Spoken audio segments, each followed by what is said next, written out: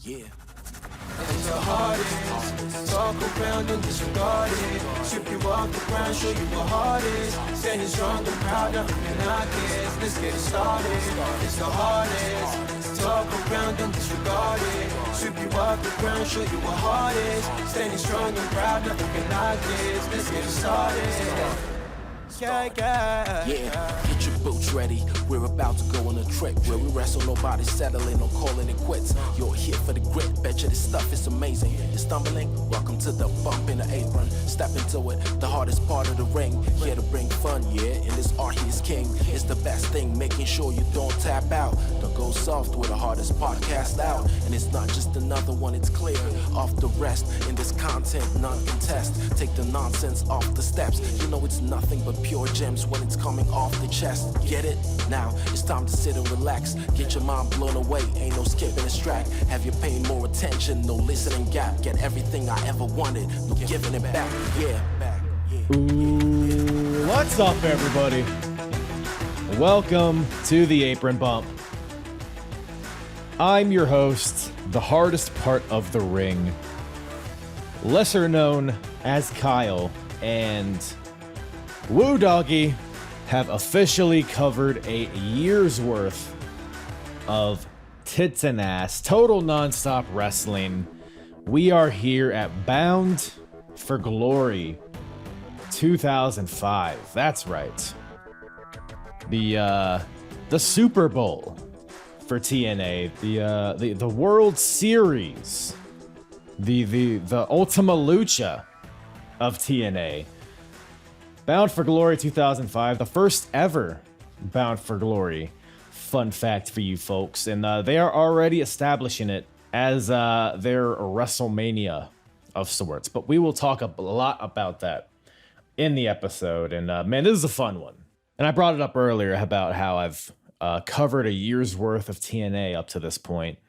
If you're into that, if you like TNA reviews, especially early days, total nonstop action, you can go to apronbump.com, link in the description for all that stuff. But you can go to apronbump.com, you can click the episodes tab at the top, and you can select TNA, and that'll bring you to all of my TNA episodes that I've covered thus far, starting from the very beginning with their first 3-hour pay-per-view, Victory Road 2004, all the way every month up until now. And we talk a lot about not only this show, but this era of TNA in the episode. But I think this show here is pretty much where TNA starts. And I've probably said that before, because every once in a while I'll see a thing. It's like, oh, now we're cooking. But really, it's the Spike TV deal that I think really kicks things off. Because if you're a frequent listener, you know that I watch all the impacts leading up to the shows to kind of get context to the build and what's going on. And once they debuted on Spike, which was only about 4 weeks before this show, it was virtually a complete reset.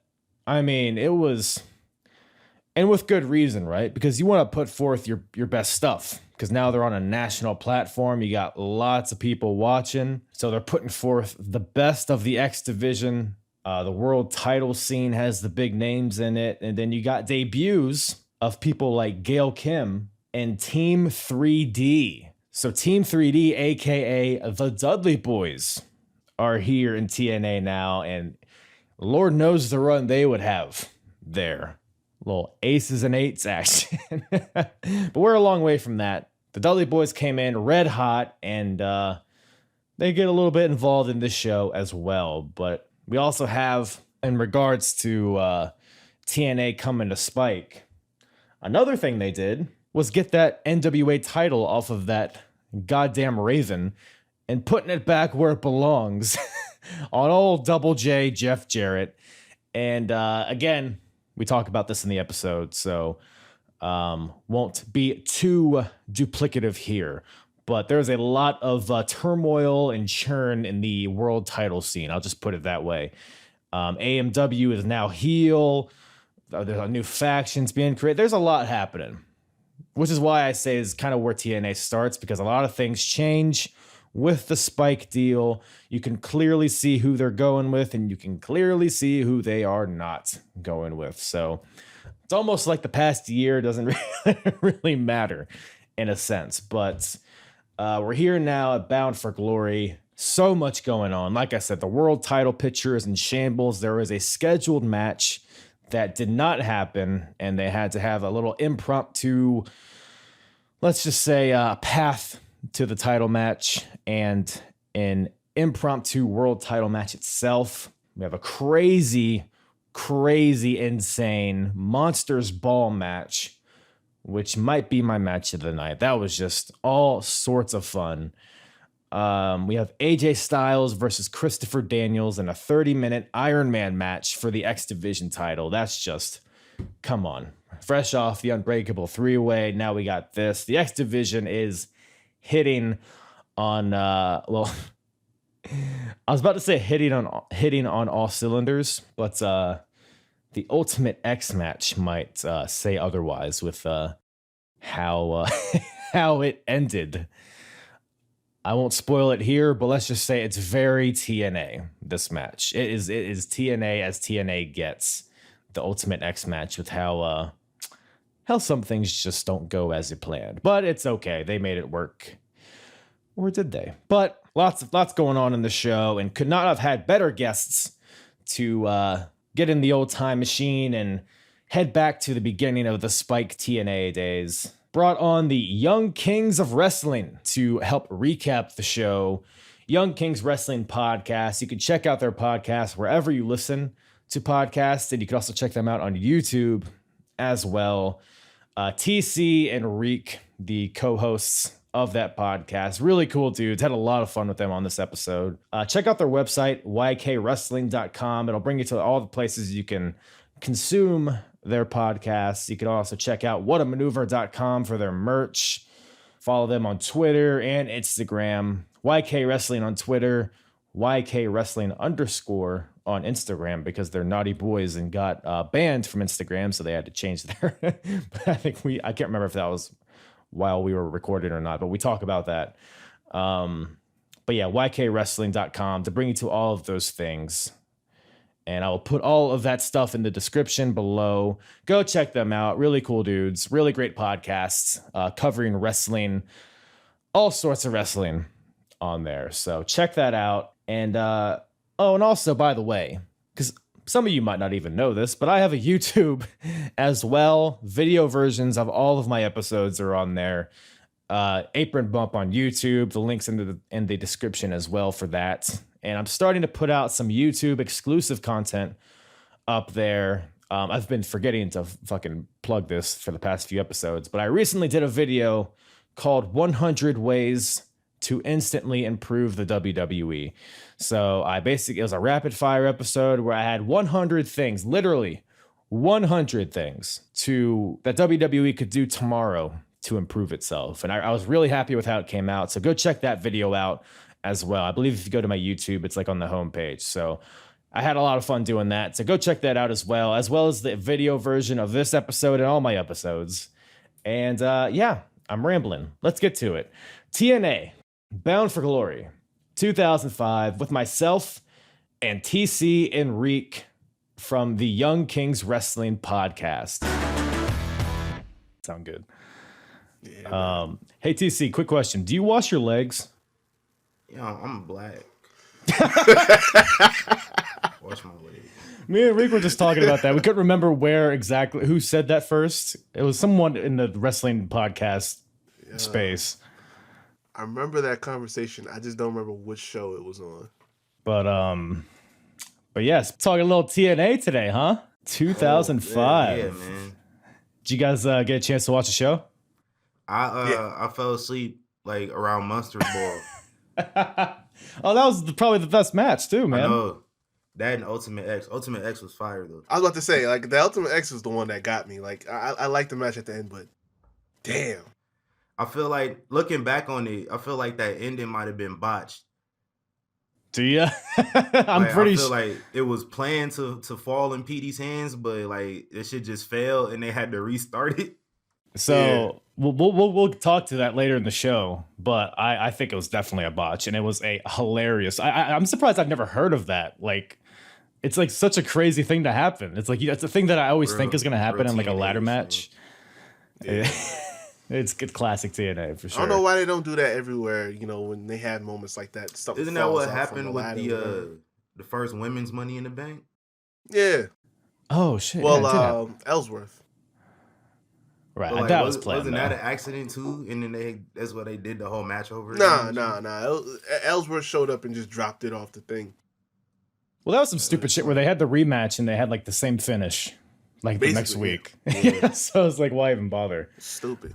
There was that one, I think it was Money in the Bank, where John Cena won, and he was like grabbing the thing that holds the belt and just ripped off. Broke the thing off of Big Show's head. Yeah. You have that meme where he's just holding it like, I'm like fully convinced that was a botch. Like that don't count because you just use it like a weapon. Like, nah, bro. I guess anything goes, man. But yeah, TNA. So I guess first question, are you guys familiar with this era of TNA or TNA in general? Man. Yeah, I stopped watching in like 2010. So everything before that, I'm familiar with. Might have forgot some stuff, but I'm familiar with it though. Yeah. Oh, did you watch like from the beginning? No, I started watching in like 03. So like I maybe missed that first year. Well, I didn't even start watching in 03 because they still had the pay-per-views. And like, black people, like we only pay the past due balance. So like when you're not caught up on the bill, your cable company not gonna let you buy pay-per-view. So like but I kind of kept up with it on the internet here and there, and then like when they got the TV show on Fox Sports, that's when I started watching for real. Yeah. That's like when I feel like it starts, honestly. Like I think everything before is kind of like practice. Terrible. Like if you go look at some of the results, it's bad. Yeah. No, seriously.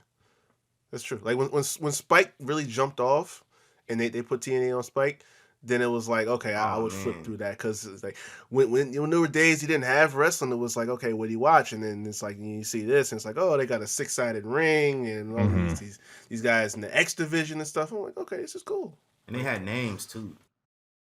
Big names, yeah. Especially if you're like following Ring of Honor at the time, it's kind of like one of the same at some points. Yeah, definitely. But I'm glad you brought up Spike because I don't know if you guys caught this. You know, I'm assuming you guys just came into this pay-per-view cold, but Bound for Glory 2005 is like 4 weeks after their debut on Spike. So yeah, because Raw just left Spike. Right before that. Yeah, I remember that. Yeah, and so I've been covering TNA on my podcast since their first pay-per-view in 04, or like 3-hour pay-per-view. And I've been watching all the impacts too. Victory Road 04. That was something. A little Jimmy Snuka, Roddy Piper. Jesus Christ. They've come a long way. Was it Dusty Rhodes involved with that too? Oh, he was the director of authority. No, it's a whole thing. He was the director of authority. First of all, he won an election. It was him and Vince Russo. The fans. Yeah, they were feuding. I remember that. Yes. This sounds like I'm just making this shit up out of thin air, but that's a thing that happened. No, this is like it's like this is just the sad thing is you can't make that up. No, you can't. You really can't. You cannot. And to add another layer onto that, so they had the two women on their roster at the time. You had Tracy Brooks and Trinity.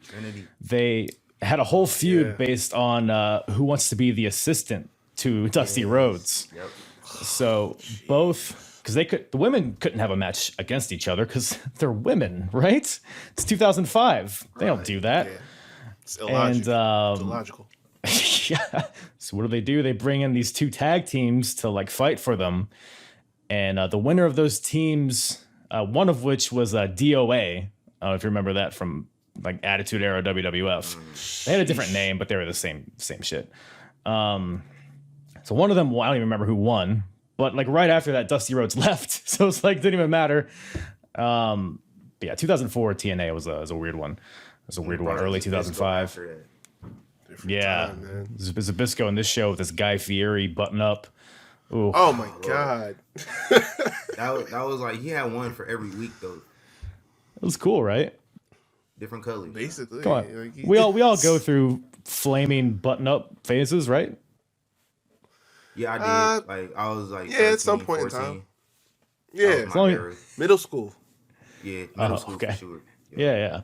As long as you don't have Freshman year, high school. decals on your car or anything, we're good. Oh nah. No, hell no. I'm good. I don't know how to get them to stick. They always fall off. That's the only reason. That's why you don't have flames on your car. I'm judging you silently over here. I'm judging you silently. Need for Speed Underground.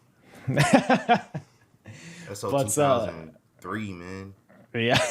Right. That. Flames. That was the only time. That's the only time you could get away with doing that shit. Facts. Yeah, we're well past that. Nah, kids bringing it back though. Yeah. Kids bringing back that early 2000s fashion. I see it all the time. Are they bringing back the pants that zip into shorts? I saw somebody wearing it recently. Man. On like, it was like are Twitter or you something. serious? Not in real life. It was on Twitter, so like might have just been a joke. Hopefully. No lie, I had a pair of those. Oh, I I did don't too. remember what year in yeah, high we school, all had but I one. definitely had a pair. Because it was I like, had it in, like the third if grade. you like came out of gym class or something, those shits was so convenient. Like just drop good. I'm from the Midwest, already. so like Zip. it's year-round clothes right there. It's perfect. Right. Yeah. So when you you lose go. lose the bottom part of the legs and you need them, that's when it's all bad. But Mm-hmm. other than that, Right. Yeah. Those days in the fall when it starts out cold and then it gets hot, everybody's laughing at you, but no one's laughing when you get to change clothes on the fly. So, well, I'm comfortable prepared. right now that it's 2:00. yeah. up? Yeah. Exactly. So, joke's on them. Y'all know about that high fashion, man. Mm-hmm. Yeah. Speaking of high fashion, TNA was in fashion in 2005 when it went to Spike. And, but yeah, so like I said, this is fresh off of that. And as somebody who's been watching all the impacts and stuff, you can tell it's like a clear cut like tone shift from like when they were on, because before Spike they were like doing their impacts on their website for a few months because they had lost the deal with Fox Sports or whatever, and there was like a little transition period between that and Spike.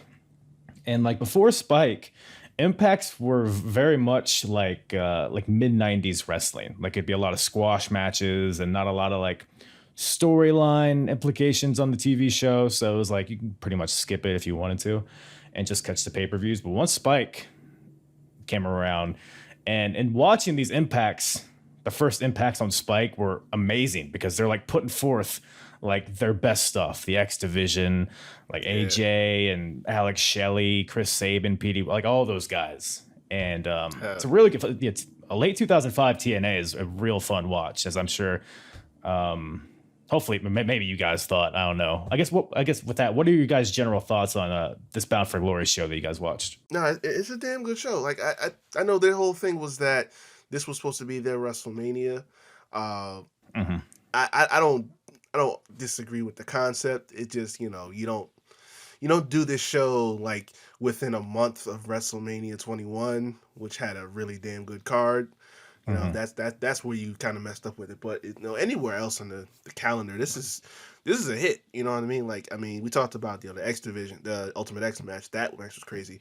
But AJ in that match too, that they tore the house down. I mean, the last match on the card. I mean, like they really knocked it out with this. So I mean, it's you're not gonna find a lot of misses with this one. They really delivered For sure.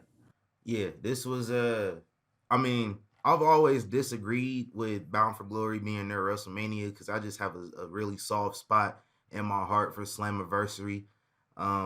Used to love watching like the King of the Mountain matches, like even though those are just, I still to this day I do not understand how that match works, but I remember enjoyed, like I used to always like watching them. So, but this was, they really like put their all into this to make it, the best show they could. And aside from like Tito Ortiz being on the card, it was pretty solid. You didn't like Tito? Nah, it never hit with me back then. Like I understood what they were going for. Like they're going for like MMA, UFC was kind of on the rise back then. It wasn't like, I don't think it hit its peak for another 5 years, maybe.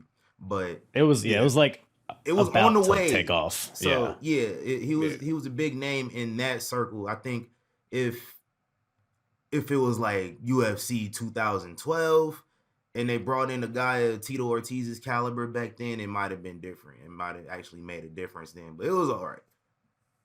Yeah. I mean, I don't really remember where we are in the timeline of UFC, but this is the point where it's like Tito and Chuck have their rivalry. I don't know how many, or if they've had any fights at this point in late 05, or if they're like in between. But they're definitely, it's still more underground kind of UFC. So, but he's a fairly big name in comparison to relative to TNA, because he's a big name for, I'm sure there's a lot of crossover between TNA fans and UFC fans. So, didn't hate it that much. But it's not as bad as when he made an appearance. What year is it? Like 2012 or something? Yeah, that was much worse. Yeah. We was trying to forget about that. They even made a big deal about him coming back to TNA. It was like, we kind of don't care about Tito Ortiz at this point. Man, they will. This isn't Tito Ortiz's first appearance, by the way. I don't know if you guys are aware, but he refed, and they kind of alluded to this in video packages, but he refed another world title match at Hard Justice, and that was the one where AJ beat Jeff Jarrett. And like it was a whole thing where Tito knocked Jarrett out, and that's basically what gave AJ the win. So he's their pull for emergency, I guess. Tito Ortiz. Just slap that bad boy on there, and you got a good pay-per-view, right? I mean, the ends, I guess, justify the means, because, AJ wins the title and Jeff Jarrett don't have to have it no more. Mm-hmm. So I can't argue with that. Until he gets it back. Like, oh, he would never. I think he's going to take a break from the world title. He'll probably let the guy hold it for a while, right? No? Okay. I have some words about a very certain individual on this roster who never won the NWA championship when he should have. I know several times. I know exactly who you're talking about, and we're going to get to that. Don't you worry. I'm totally with you, by the way. Shark Boy, right? Yes. Should have always. Yo, not gonna lie to you. Before we looked at this, I forgot that was even a thing. I really did. I did too. I remember hating Shark Boy. Like, Shark Boy. He's a shark. Like, I didn't like it 10 Leagues Under the Sea. Till he started coming out like Stone Cold. That's when I really kind of started to like it, but I didn't care for it. Oh, shell, yeah, right? Yo, that's good stuff. Forgot about that. That's good. We all tried. We all tried to. That's the most indie-rific gimmick that I've probably ever seen on television. What's a Stone Cold shark? You're saying that's not a good gimmick? Yeah, he's a shark. Not the same he's a shark that acts like Stone Cold Steve Austin. Wasn't this the same year that movie came out too? Shark Boy and Lava Girl or whatever? Yeah, so I thought that came out in 05. That was this year, actually. It was earlier in 2005, and I only know this because they referenced it on one of their pay-per-views. I forget which one, but yeah, there was like a whole lawsuit between the two. It was the whole thing. I remember that. Exactly. Yep. Shark Boy versus Lava Girl. Man. That was a time. That was a good movie. Was it? It was. I don't think I recall. For me, I was like 12 when it came out, so I loved it. Wasn't what's his face? Taylor Lautner? Taylor Lautner was Shark Boy. Yeah. That's when they discovered him. Yeah. I don't know how we transitioned from Taylor Lautner to Samoa Joe, but we're going to do it here. So, yeah. But, Bound for Glory, like you guys said, is designed to be their WrestleMania. And this is the first ever Bound for Glory as well. So, but they're already kind of establishing it, especially off the heels of their Spike deal. It's the perfect time to kind of establish a show to be like your Super Bowl-esque kind of deal. And they definitely pulled out all the stops, including this opening match. So we got Samoa Joe versus Jushin Thunder Liger. Man, oh man. So obviously, I mean, Jushin Liger, even at this point, is a legend in wrestling, obviously. And then you got Samoa Joe, who's fairly new in TNA. I guess he's been there for a few months at this point. But let me get your guys' thoughts on the Polynesian dancers that he came out to. You know, it's crazy. Like, I definitely saw Samoa Joe well after this for the first time, but I had never seen that entrance from him before. And it was like he's doing a combination of that Samoan war dance and like a little bit of an Irish jig in there. I'm like, what in the hell are you doing right now, bro? Like that's not my Samoa Joe, but you know, I'm just gonna bypass that because the match was damn good. You know what I'm saying? So No, we're not bypass. We're gonna talk about his dance for at least 10 minutes. TC. No, I very like vaguely remember the dancing.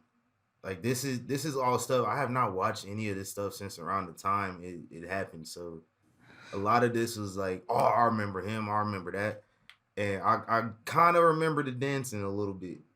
And I remember having the same thought like back then. I was like, why is he doing it? He too big. He too big to be doing it. Yeah. No, this is Joey Samoa doing the dance, not Samoa Joe.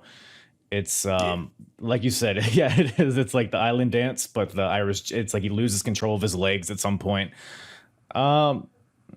That is what it is, man. It's okay when the Usos do like the way the Usos do it. It comes off as badass. Because the Usos are fit. Yeah. They, you know, in the words of Scott Steiner, he's fat. He can't be doing it. You don't like him bouncing up and down, shuffling his legs with drums next to him. Okay, to each their own. To each their own. But you know what they need to bring back? They need to bring back that they did in this match, and I appreciate it. Yeah. They need to stop, doing that one time you raise the arm and it drops and that's the end of the match. Man. Do that 3 count like you used to back in the day, because that gives you a good level of suspense for the match that it's just not there anymore. Like even when they go at 2 and they just raise it one good time, it's like they don't do that no more. This would be my favorite trope. Yeah. Yeah. No, it's because. So yeah, the match, I mean, it's an opening match. It's not like super long or anything, but it's a really fun opener with 2 of the legit best of all time. Liger gets all his greatest hits in. He gets like a power bomb out of the corner onto Joe, frog splash, jumping all over the place, dives to the outside. But ultimately at this point, Samoa Joe, you're not fucking with Samoa Joe at this point. Nobody's beating him. And Muscle Buster, Coquina Clutch. And like you said, they do the whole deal where he like raises his hand. And whenever I see that, because I'm like ingrained in my mind, like whenever they do that, the guy's going to pop up at 2 and they're going to keep going. So I'm like, oh, is Liger not passing out right now? But then he just drops for the 3rd time and it's over. So Liger passes out, Joe wins, and really fun match. Do you guys have any other thoughts on it? Yeah, this is a note that I don't know if anybody either cared about because it's TNA or considered, but Jushin Thunder Liger kicked off the very first Bound for Glory, and he kicked off the very first Road Takeover in NXT. Oh wow, yeah. That is a a fun fact trivia note. Reek, you should put that in your Rolodex for the future. That way you might win some rounds whenever we're playing trivia again. We don't talk about that. Man. No, that's in the past. Exactly. He knows what's up. But yeah, really good match here. And then after the match, they cut to a recap of TNA Fan Fest, which I guess is similar to the what do they call it in WWE back in the day? Access. There it is. I knew you guys would be there for me. So it's kind of like Access, a TNA version of it. And it's my favorite part of this is their interviews with the fans who are just throwing all kinds of shade at WWE. They're like, the wrestlers actually seem like they want to be here. And they're like, I'm here to see wrestling, not just a bunch of soap opera stuff. And then, well, jokes on soap opera stuff. Oh, okay. If they can only see into the future. Oh, the Immortals. Yeah, what was it? Not Katie Vick. The other Claire, the one, Claire something. Claire Lynch. Yeah. Claire Lynch. Oh, what AJ knocked up or something, right? Yeah. All-time bad segment. I've had a segment on our show tabled for like a year about like the worst segments, and Claire Lynch has been on that list the entire time. One day we'll get to it. Because like you guys, I've been in and out of TNA over the years, and that was definitely one of those times where it's like, you know what, I'm gonna tap out for a year or 2. Yep. Oh yeah, that was one of the times where I would like check in to see what TNA is up to, and I'd be like, God damn, I'm glad I don't watch this shit anymore. Yeah. Peek in, peek out. Yeah. Like when I seen like Bubba Ray Dudley was world champion, I was like, yeah, nah, fam. He's Bully Ray. It's cool. Bubba Ray Dudley. I was so confused when I saw that. I didn't know what else to say. Like it was one of those things that just like, you know, all right, y'all did something different, but I'm gonna go now. It was nice to see y'all. You guys enjoy. I'm ahead. I don't know what's confusing about Bubba Ray Dudley being a world champion and fucking Hulk Hogan's daughter. That part seems like I normal was wrestling laughing stuff to me. at. I'm like, yo, yeah, I don't know how y'all got him to sign off on this in public, but good on you. Good on you. I appreciate it. I could see him signing off on it. I don't know about Brooke Hogan, but that's a story for another day. But we go from TNA's version of Access to TNA's version of Tough Enough. So they quickly show the winners of Gut Check, which I didn't know they were doing at this point. I thought that was a later thing. Yeah, I thought it was a couple years after that. But I like looked up these people because I wasn't aware of either of them. So there was a female winner and a male winner, just like Tough Enough. The female, her wrestling name was Sorelda, and I think she's popped around the indies a little bit. She was a part of TNA, like one storyline where it was when AJ and Daniels were teaming up and they were competing. They were like going against like Jarrett and AMW and Gail Kim. So Sorelda was like kind of like the neutralizer of Gail Kim in that scenario. Then the other guy, John Bolin. I don't know. What are you guys' favorite John Bolin match? The one he had at, I want to say it was Turning Point in like 06. It never aired to the audience. Nobody in the Impact Zone saw it either because it was just like a scrimmage or something, evidently. So I don't know. But yeah, I can't tell if you're fucking with me or not. Is that a real thing that happened? No. I'm like, my girlfriend lives in Canada. You've never met her. Yeah, she goes to a different school. Man. You wouldn't, yeah, exactly. Man, well, we're finally at Shark Boy, gents. Don't you worry. So we got a 6-man tag match up next. We got Shark Boy, Apollo, and Sonny Siaki versus the Diamonds in the Rough, the team of Simon Diamond, David Young, and Elix Skipper. What do you guys think of Elix Skipper? I thought that's another guy that could have amounted to so much more. In Impact Wrestling history, nobody has topped it in 20 years. That is a factual statement. I used to like this stable back then. I kind of forgot about him because like I think we all remember like Prime Time more than Diamond in the Rough. But anybody else always thinks Sonny Siaki was related to The Rock at this time? Or is it just me? I mean, I could see it, but I didn't really guess I was young and dumb, and I just assumed anybody that was Samoan was related to The Rock, which is kind of reality. It's kind of true. Yeah. I mean, in a way, I mean, I'm sure if you go back far enough, there's probably a relation there. Somehow.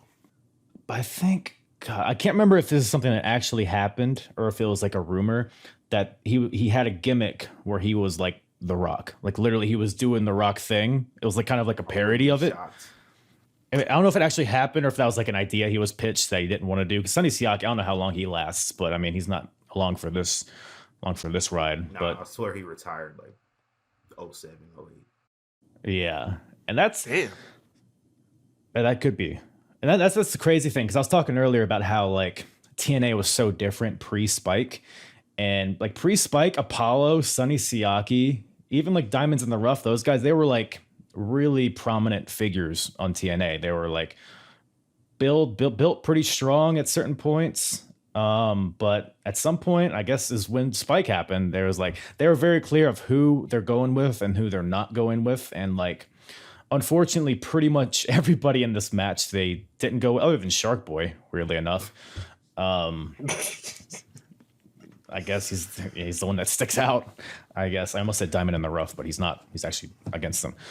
But yeah, this match here, it's kind of just a throwaway, honestly. But I guess what were you guys' thoughts on it?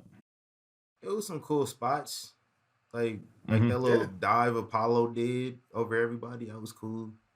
It was some fun stuff, fun little sprint. That's all I was gonna say. Yeah, it was a sprint, but it was fun. Like it's one that you can look. You're not gonna hurt nothing if you miss, but it's like they make it worth the time. Like one of those matches early on in the card, it just like keep the crowd engaged and you use it to build up to the good shit they really want to see. It did its job. Yeah, the crowd was hot too. Yeah, they were into it, and there were, like you guys said, some cool spots in this. There was one where it was like kind of convoluted, but David Young was on his knees, and Apollo was like about to give him a power bomb. Then Elix Skipper runs up from behind David Young. He like does like he walks up his back and then walks off Apollo's shoulders, and then gives like I don't know if he was going for a Shining Wizard or if he just botched a Hurricane Rana, but it looked brutal, I guess. Yeah. In certain ways, but ultimately, and the match breaks down towards the end. Like you said, Apollo does a tope over the top rope, that big bastard. David Young does like the most chaotic Asai moonsault you ever see. Kind of just throws his body at everybody on the outside. But at the end, so Elix Skipper, he tosses Sonny Siaki like over his shoulders, and then David Young catches him with a spine buster for the win, which I thought was a pretty cool finish, honestly. I didn't really expect Diamonds in the Rough to win this one either, so I didn't see it coming, but I enjoyed the finish for what it was. Yeah, no doubt. But after that, we cut to the commentators, Mike Tenay, Don West. By the way, one of the great pairs of all time. Top three. Easily. Top three. I remember, and I've talked about this before, but I remember Don West getting a lot of hate around this time. But I'm watching this stuff back, and I'm like, man, this guy is amazing. Like his passion is next level compared to the commentary we get now. Like, give me Don West 100 days times 11 over like guys like Excalibur and Yeah. I like Pat McAfee. He's cool people, but yeah. No, but seriously, they had personality. Like, people don't have respect for classics anymore, and it pisses me off. I really don't like it. These kids these days. Yeah. Don West commentary aged gracefully compared to like Jerry Lawler. Ooh. Oh. Oh man. You're right though. Bitch cringe fest. Big cringe fest. Watching back some old like Jerry Lawler commentary. I'm just like, wow, he said every week. It was something different. And like anybody listening, like if you haven't listened to Jerry the King Lawler commentate in the early 2000s, it's worse than you remember. Like, because I'm watching that stuff too, and it's like, Jesus, this guy is like relentless. Same shit, different toilet. Yep, that's what they say. Or different city. Yeah, it really is. That's all. That's really all it is. Right. Which is crazy because nowadays it's like JR is the one who's out of control. Oh, it's just on social media. He's unhinged, JR. At least he just keeps it on social media, and it's very light. Like it's just like it's really just horny old man tier. It's not like horny old pervert tier. Like it's not there. Yeah. It's just like right below. It's kind of safe. Still keep an eye out on him, but he needs to be on a certain list, but not the worst list. Yeah, he's just an old guy. Widowed. So he's just trying to get his rocks off. Yeah, it's all right. Like it's like you gotta keep it going. You're not dead, so Right. It's all hopped up on Blue Chew. Like, what do you expect him to do? Facts. He is human after all. He's free Blue Chew, bro. Bro, I got a JR story I want to tell real quick while we're here. Uh-oh.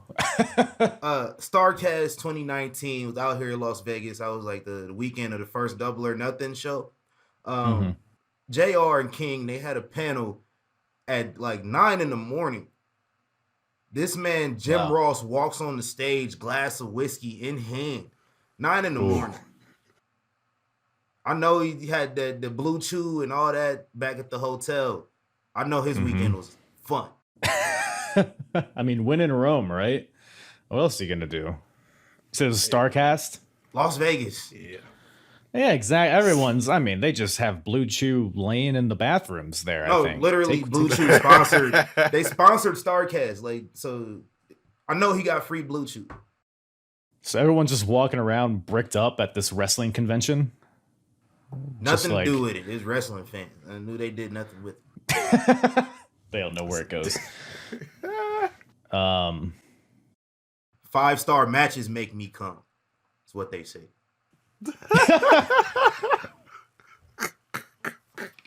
Man, that is audio that I just have now. I can use that whenever I want it. I don't know if I can recover from that one. I don't know if I want to talk about the good matches at the end. I don't know what you'll do. Might have to hide your screen or mute your mic. Speaking hypothetically. Well, we had an X Division match. So the commentators, who are not hopped up on Blue Chew because it's not invented at this point, they're talking about the... I guess it wasn't a pre-show. It was more like it was. So the first 30 minutes of the show were free. Sunday Night Heat. Yeah, it sounds like a pre-show to me, but they were definitely like structuring it like it was. No, it's part of the pay-per-view, but it's just the free version. It's a kickoff. No, it's the pay-per-view. You're just seeing a little bit of the pay-per-view. It's not a pre-show. These aren't the preliminary guys. They're kicking off the show. It's like. Yeah, that sounds nice until you start playing the show intro and all that other shit to let you know, hey, the show's really starting. They don't. The technical difficulties. But so yeah, the commentators kind of going over what happened during that first 30 minutes. So there was like a 4-way scramble match with the X Division. Sanjay Dutt won a match against Austin Aries, Alex Shelley, and Roderick Strong, which I was like, God damn, I wish that was part of the pay-per-view. Yeah. We're at like peak Ring of Honor too, and a lot of those guys Austin are like, Aries out that match. It's a banger. Look, he's a good wrestler as long as he keeps his mouth shut, I think. Which is never so. Yeah, that's a good point.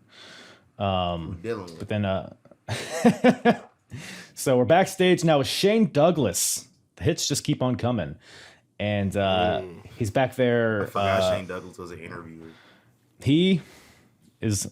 I don't know what about him drives me so crazy, but it just pisses me off because he'll cut to him, right? And he always does this. Oh, so I'm with... Like, he does like a weird noise before he starts talking to people. It's like, what are you doing? Shane, we're live. Oh, okay. Oh. It's reactionary. Yeah, I guess. But he's there with Jeff Jarrett and Gail Kim. I did not know Gail Kim was there this early.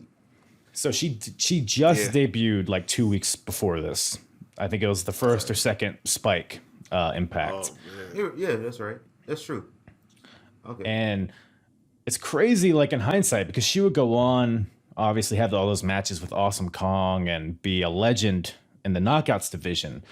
But we're still a few years away from women's wrestling being taken seriously in TNA.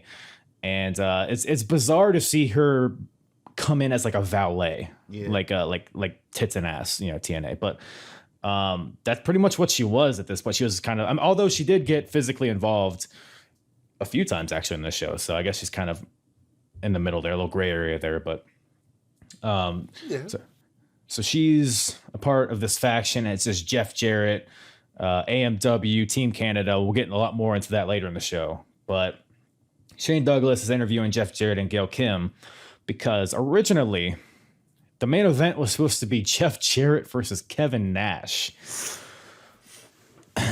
which shame we didn't get that, right? Oh my God. Yeah, can I tell you how disappointed I am? Well, man, that would have tore the house down, man. If you have a hankering for it, they literally did that a few months before this. So I forget which pay-per-view it was, but I'll refer you to that if you want to catch that. But Nash apparently had some sort of medical emergency. I think in real life, I think it was a real thing. I wonder what happened. But tore one of his quads. Yeah. I don't know which one, but it was one after the other. Yeah, it's a little bang. It was a regular thing between those years. I think he did the same thing in WWE a couple years prior. He did in like 03. Mm-hmm. Yeah, it's a yearly thing. It's his annual quad tear. Yeah. But so Jarrett needs a challenger now because that was going to be Nash. So it takes a little bit for them to kind of announce what's going to happen. But basically, Jarrett's here and he's like, it don't matter. Throw all the names in a hat. It don't matter. And then he lists off a bunch of people and he says, screw you after all their names. And just put a pin in this promo because something he does later in the show like completely contradicts this. Because at this point, he's like, I don't care. Throw anybody at me. Doesn't matter. I'll beat them all. And then we get a little interjection here from Monty Brown. So, like I said, Jarrett's he's listing off all these names: Jeff Hardy, Rhino, Abyss, Sabu, and Monty Brown. He comes in, he's like, "Say my name, say it, say it." Yeah. You didn't say my name. Say it to my face. Didn't want that smoke. He's gonna catch him on the Serengeti, and Monty Brown he's gonna be on top of the food chain. I smell fear. Auntie was not appreciated enough at all. Should have won the NWA championship at this event. If not in King of the Mountain, that Slammiversary. If not, I think he fought like Christian or something the next month or a couple months after this, if I remember correctly.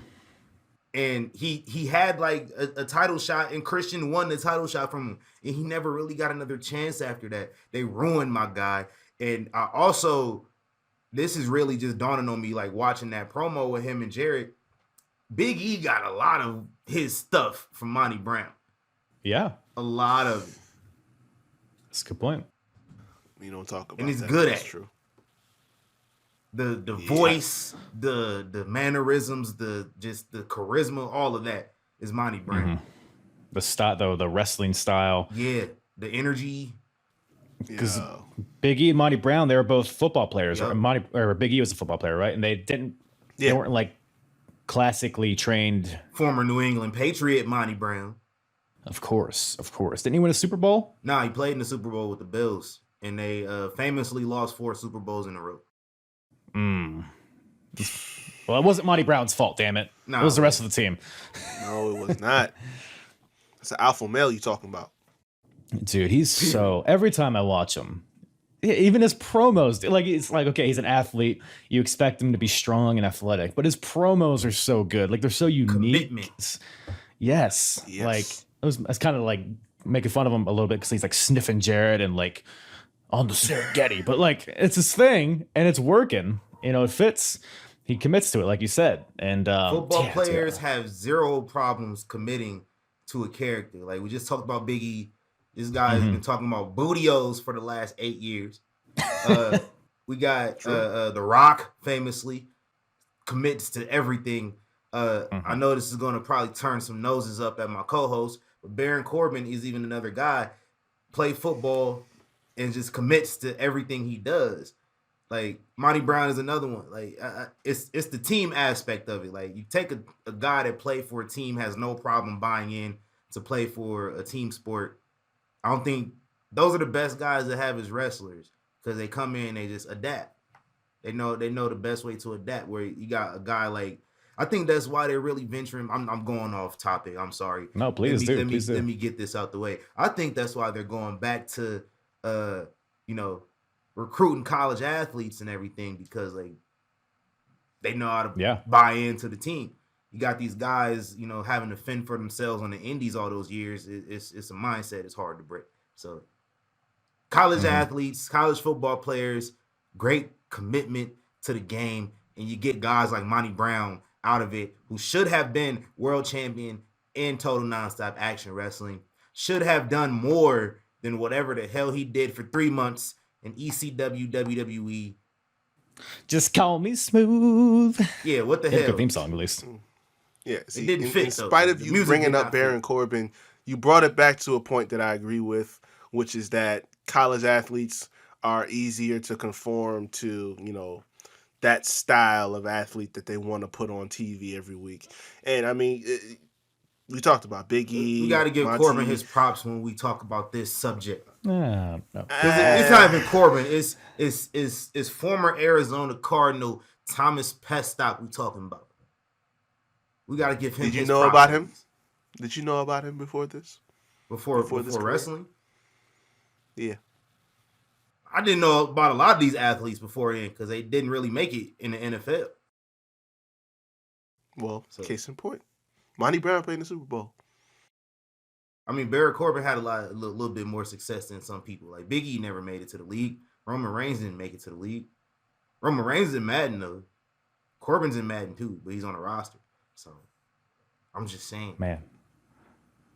You guys need a moment. I mean, it seems like there's some hostility brewing. I don't want to. He knows how I feel about Baron Corbin. He does this shit on purpose. I'm like seriously giving the guy playing the character his props, and you can't see past the fact that you don't enjoy him on television. You letting it cloud the work that the actual person does. I support you in that. Baron Corbin, he will commit to what he's given. He's a team player. That being said, Happy Corbin and Madcap Moss can eat my ass. So this next match, thank you. So we got. He's no Monty Brown though. Let's compromise. Say Monty Brown is better than Baron Corbin and most people. In all reality, I can't agree with that. I can. Let's move on. I'm just looking at the resumes and they don't compare. I'll tell you one person. I'll tell you one person who's better than Monty Brown. It's the ticked off Texan. The ticked off 6'9" Texan with the tramp stamp tattoo that he still has at the tender age of 45 in 2021. Oh my God. Fucking gods. Yo. Yeah, so Lance Hoyt here. I tweet for everybody who used to watch Lance Archer back in TNA in his days, though. Like, this guy's still going at it, putting on bangers. He's better than he is here, I would argue. Much better. Better than he was in ECW. Much better than whatever. I was a big Vance Archer guy. Vance Archer, he was the man. I didn't care for him, man. Yeah, they didn't either. Yeah. But so Lance Hoyt, he's this guy. He started off as just like a nameless bodyguard for Kid Cash. Yes. And then like organically got over. I don't know if it was like ironically or whatever, but the Impact Zone, they liked Hoyt. It was Hoytomania.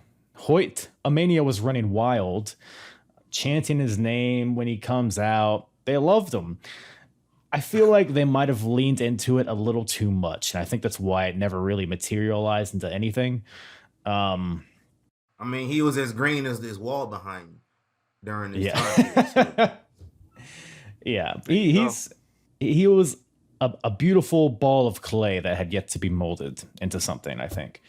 But Monty Brown and Lance Hoyt, I think they fall under the same category in that they were hot, but they started getting really hot when you had like Christian come in and Sting, the Dudley Boys, Kurt Angle. I think they just were a little too late and they got kind of superseded by guys coming from WWE, which you can probably, there's probably a lot of parallels nowadays with AEW, but that's a whole other topic.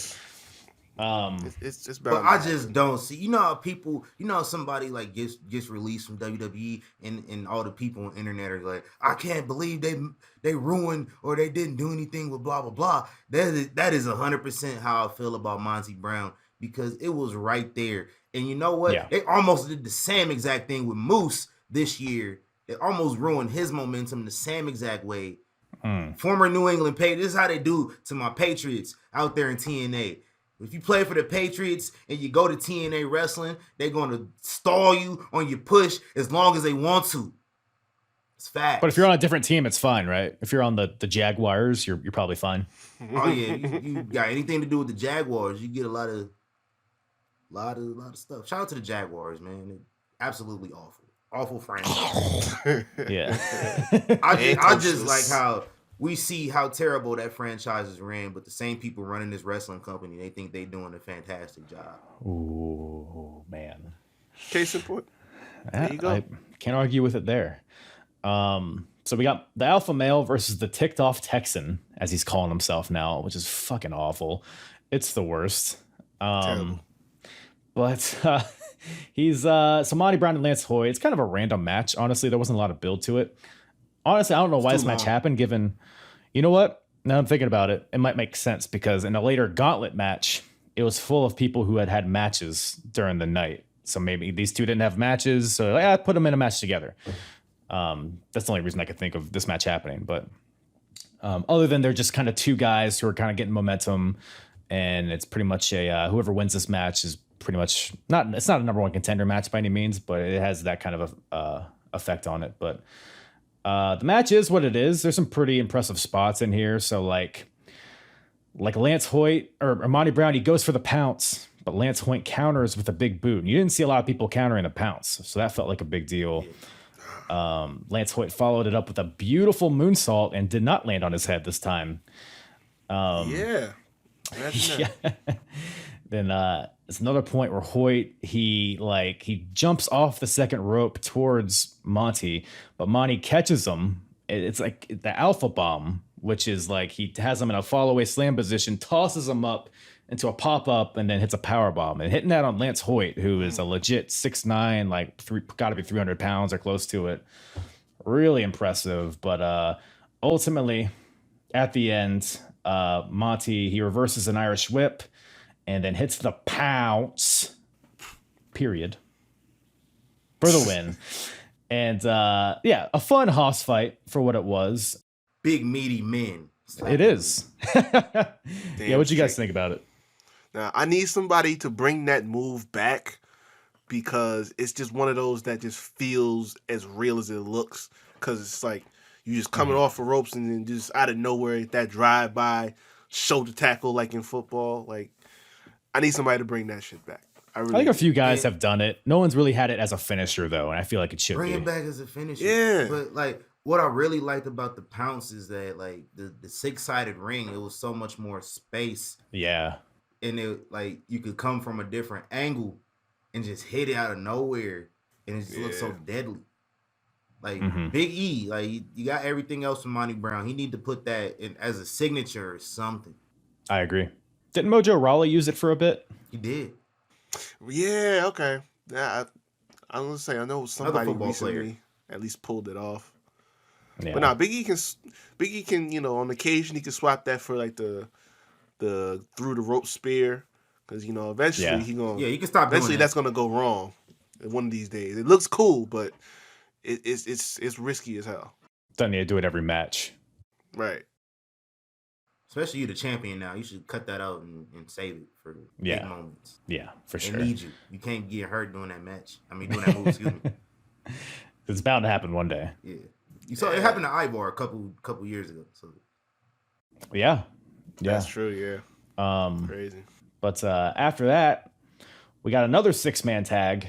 So we got the 3 Live Crew, a team of BG James, Conan, and Ron Killings, versus Team Canada, the team of A1, Bobby Roode, and Eric Young.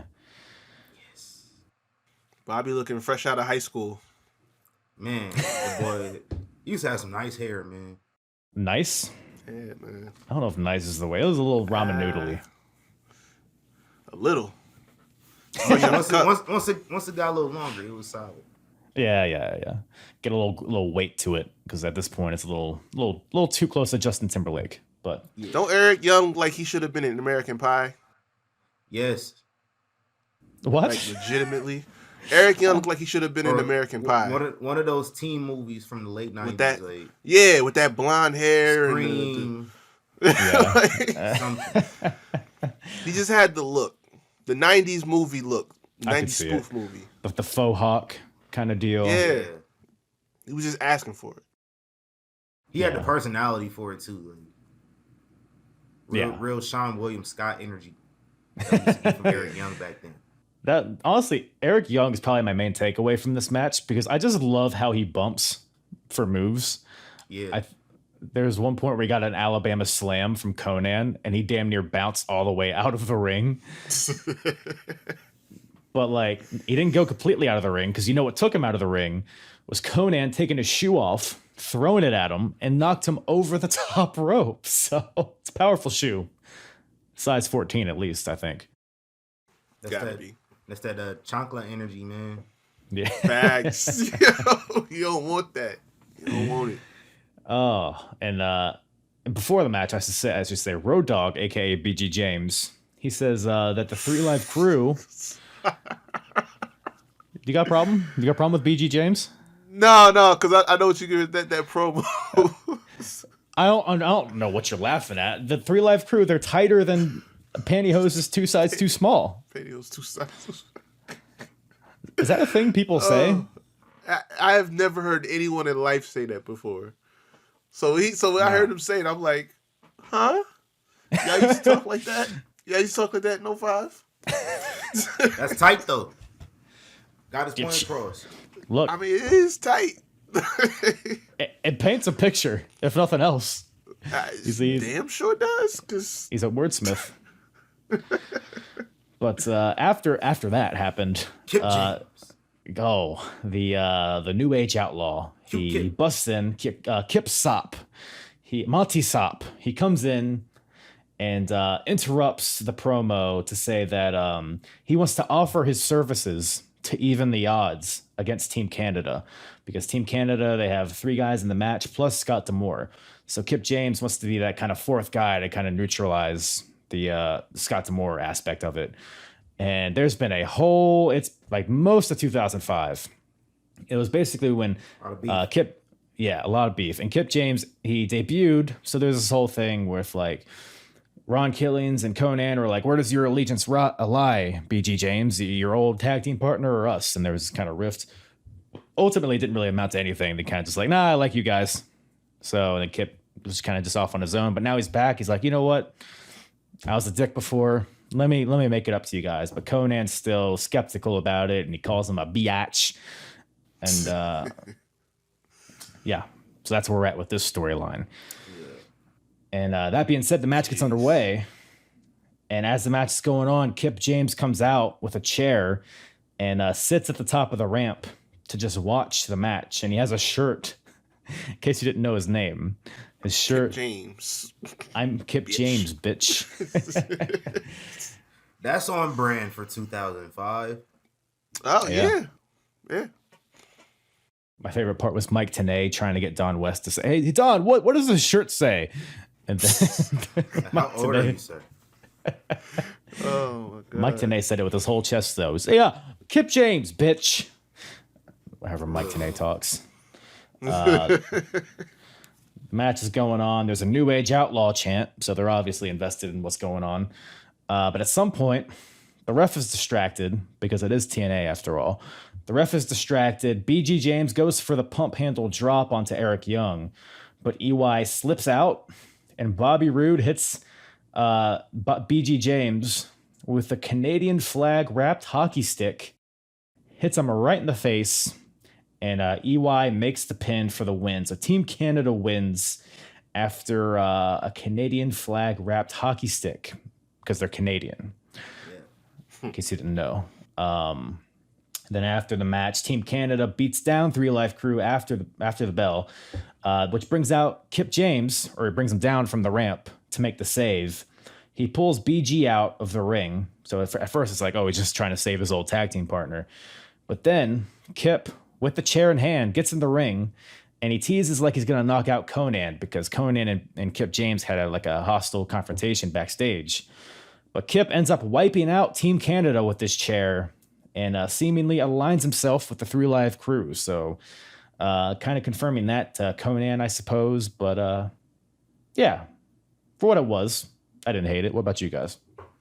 No, I used to love Team Canada, man. Like, yeah, that just dastardly ass heels, man. They just found ways to win, and I hated it but I loved it. Mm-hmm.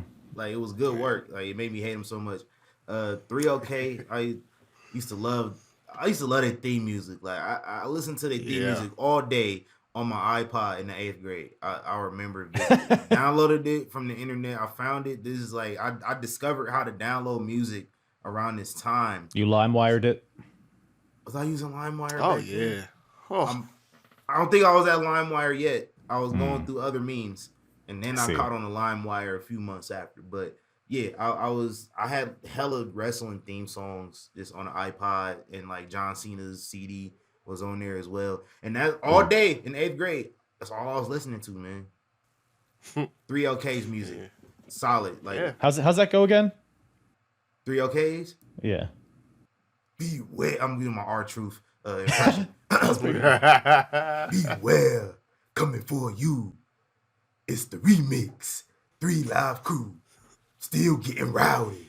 Oh, you didn't know? Something like that. That was a lot better than I thought it would be. I was trying to embarrass you, but you kind of just nailed it. I am an actor. I am 100% committed to any foolishness that I have to put myself through. Well, that's why I have you on We here. call him the thespian. The thespian. It's on brand. AKA Love Trivia it. King. Are you? Yeah, something like that. Something like Uh-huh. Three Live Crew was always pretty dope. It always used to be confused too when I was younger. I see Conan, I'm thinking like, oh, this is a big dude in here, but because them shirts would always be big as hell when he wearing them, and he'd take them off and he just jacked, and so I'm like, oh, He's a gorilla. that's an illusion. That's an illusion. You're fooling me. Okay, all right, cool. But no, that's the LA gangster though. Mm-hmm. Yeah. He from Texas really or some shit though, but you know. Yeah, I hated Team Canada, so I wasn't happy about that win, but you know. I hated him, but I loved him. Like Scott Damore was just a piece of shit, man. We just gonna say this before we move forward. Way too much Scott Damore on this show. Way too much. There is I no think he got such a thing, job sir. now. Like Yeah, that dude's a punch lifer. card all the way out for this man on this show tonight. Like, oh. He's a legend. Didn't he? I just recently saw a clip of him wrestling in the mid '90s. I think he was like an enhancement guy in WWE or something, or maybe WCW. One of them. It's crazy, man. I mean, he used to be quite the star in the squared circle, but plays his part well. He's kind of, even though he looks like the Toy Story 2 dude. Yes. Can't believe I have to go work on a Saturday. But Scott Damore aside, he played his part well though. Toy Story 2 is on my watch list for this evening. Thank you. But that, man. So that brings us to Ultimate X. So this is Match for of the the night so far. I would say so. I fell This is asleep for- at the match after this. So Yeah, it's a like a sugar crash kind of deal after this. But for the number one contendership for the X Division title, so we got Petey Williams with Scott Damore versus Matt Bentley versus Chris Saban. Michael Shane. What do you guys think about Michael Shane? Shawn Michaels' cousin. Oh, is he? I wasn't aware. They never brought it up. I can't believe No. it. I would They have tried to keep it a secret. I would have thought they would have mentioned it at some point. No. I wish he would have done some of Shawn Michaels' moves at least. Besides the super kick, it's the only one he did. He did the elbow too. Yeah. And ultimately, that's really all of Shawn Michaels' moves, honestly, isn't it? In a way. In a nutshell, when you really think about it, unless you want to add in a sharpshooter just to be, to be that person. No, I don't. Why not? So. But he's Matt Bentley here. Recently changed his name due to I believe it was one of the Gemini guys in WWE. His name was Michael Shane, so it was like a cease and desist kind of thing. Yeah. Which is hilarious. Just such an obscure guy Start on the other trademarking channel. your names, wrestlers. Because he'd been using that name since his Ring of Honor days, so it was just crazy. But without his new name, you would not have the Bentley Bounce. Right? Did you guys like the Bentley Bounce? So if you're not aware, it's when catchy. when the people in the front row would do this along with his music. It's cool. It's fun. We're having fun. Yeah, it's catchy. I can't knock it. It's 2005. You can't knock it. No, you can't. It fit. It definitely fit with the times. So I got Petey Williams, Matt Bentley, Chris Saban, three of the at least at this point the most prolific Ultimate X guys, because I think Saban had been in the most, Matt Bentley had won the most, and then you have Petey Williams who had been in a lot of them too. I think he had won one before. So you have these three guys kind of showing off this new concept to a lot of people, for people who are kind of just getting into TNA with their Spike deal. And lots of cool spots in this match. You have the reverse atomic drop off the wires, which I did not see coming. You had, I think it was Saban was hanging off of it. And then Matt Bentley like grabs him by the waist and does an atomic drop from all the way up there, which had to be brutal. Very little margin for error there. Yeah. You have Matt Bentley hitting an elbow off the wires. I think he gets ripped off by Saban and lands on Petey, which is fun. God. Probably the most brutal spot of the match was the power bomb. Yes. I think it was Saban.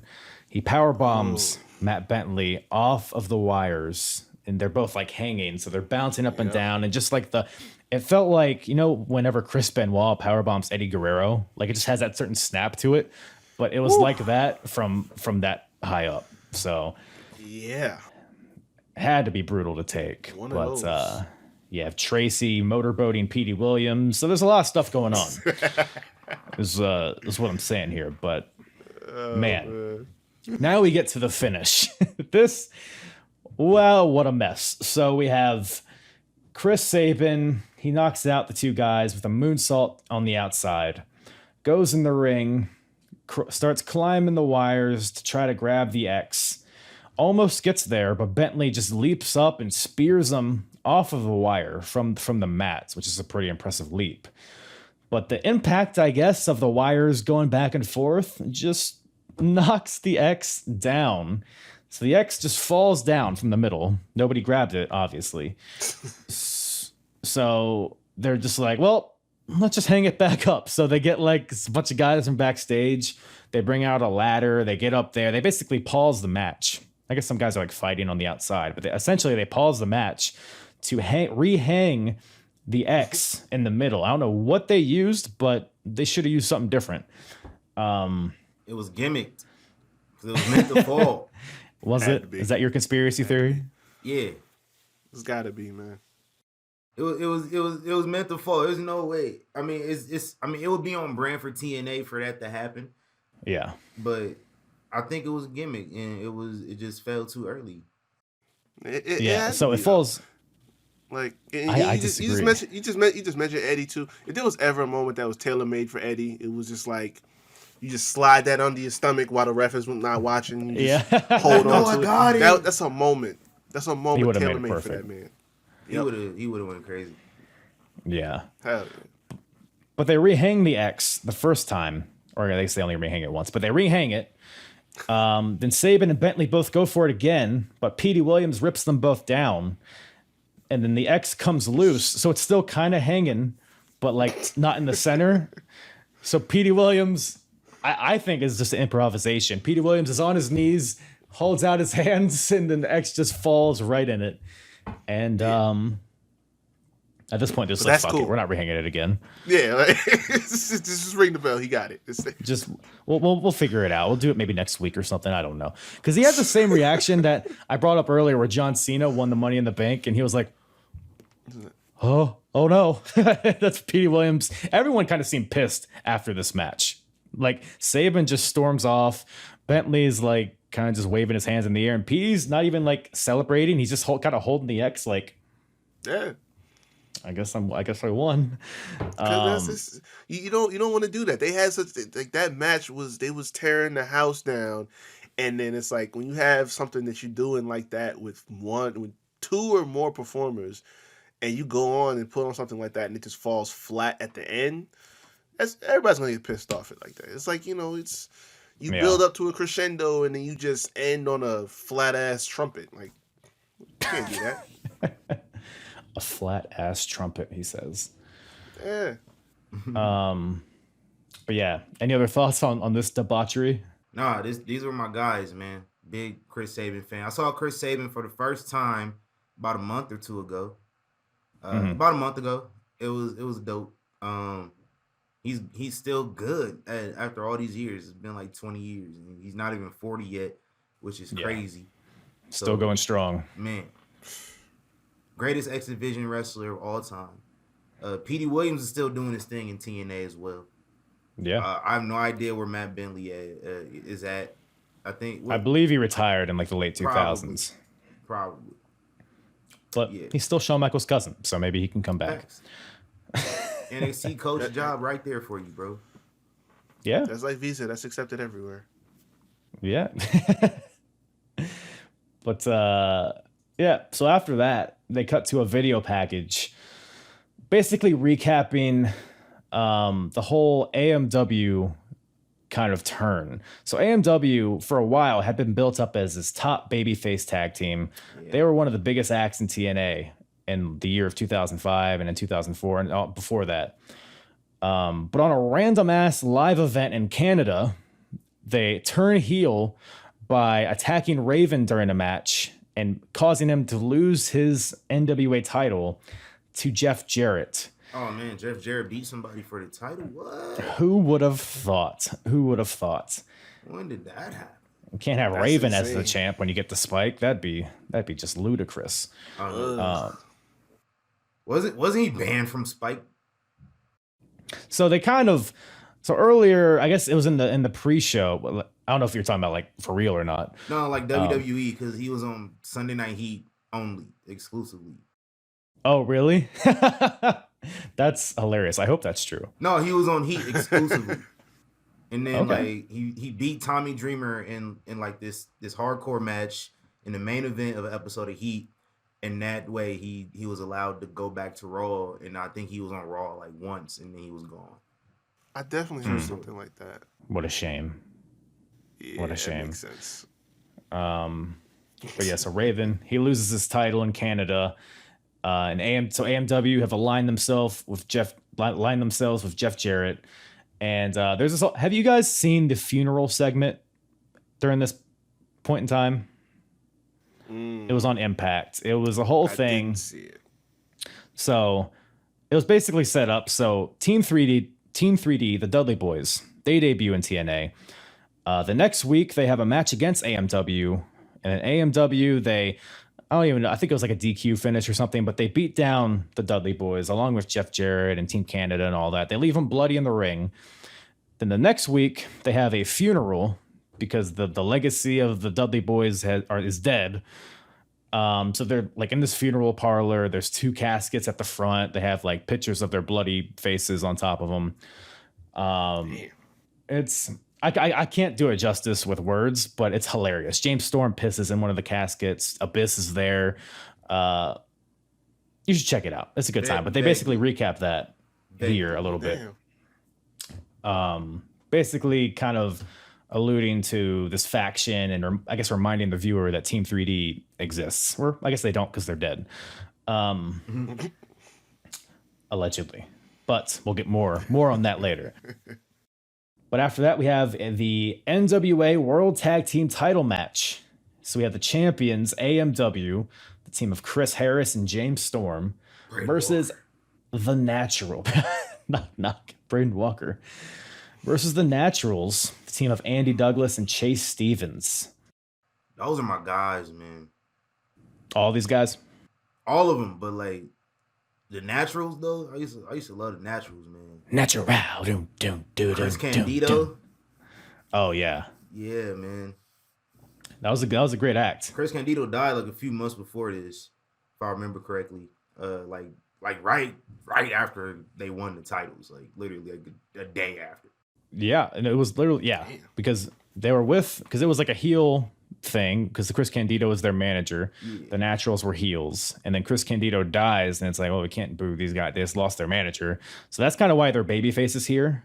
I don't think it lasts too much longer. I think eventually no, and you can kind of tell that in the match. The crowd isn't really. It's a weird position because they're not super into the Naturals as a babyface team, but they're also like conflicted, I think, watching AMW be heels. So it's kind of a weird mesh, even though these two teams are like the best tag teams in TNA history, arguably, especially in those early years. I mean, because they were putting on tag team matches that you didn't see in WWE. Like these are real teams with a real rivalry and having great matches. Guns to the mix, man. Ooh, a little beer money. They got the Dudley Boys there. Like, Great tag division. They Tag had some division. great tag teams back then, and then they want to give Yeah. one of the belts to Pac-Man Jones. Oh, stop it. Stop He's it. bad. He's bad. He's the Pac-Man Joe. Oh, that was some good stuff. Listen, that tag team was lit. Listen, It kind of was. It kind of was. But like, my thing is, Pac-Man Jones was never a big star in the NBA. I mean, NBA, the NFL. Like, he wasn't a huge star, but he was like a Pro Bowler. That was really Pac-Man got to be famous from catching cases. Let's be honest. Yeah, he was. Yeah, pretty much.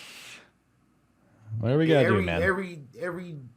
Every era of the NFL has that person, so it's he got over it. Yeah. He was able to still carve out a really good career. They might not get him in the Hall. This is not a football podcast. We could talk about that later. Well, hey, you guys were trying to tell me that all football players are successful in wrestling. You don't think Pac-Man Jones? Not all. No, you said all. All of them that are allowed to get physical. They're good team players. Okay, that's fair. I think Pac-Man Jones is better than Baron Corbin, but that's a different topic.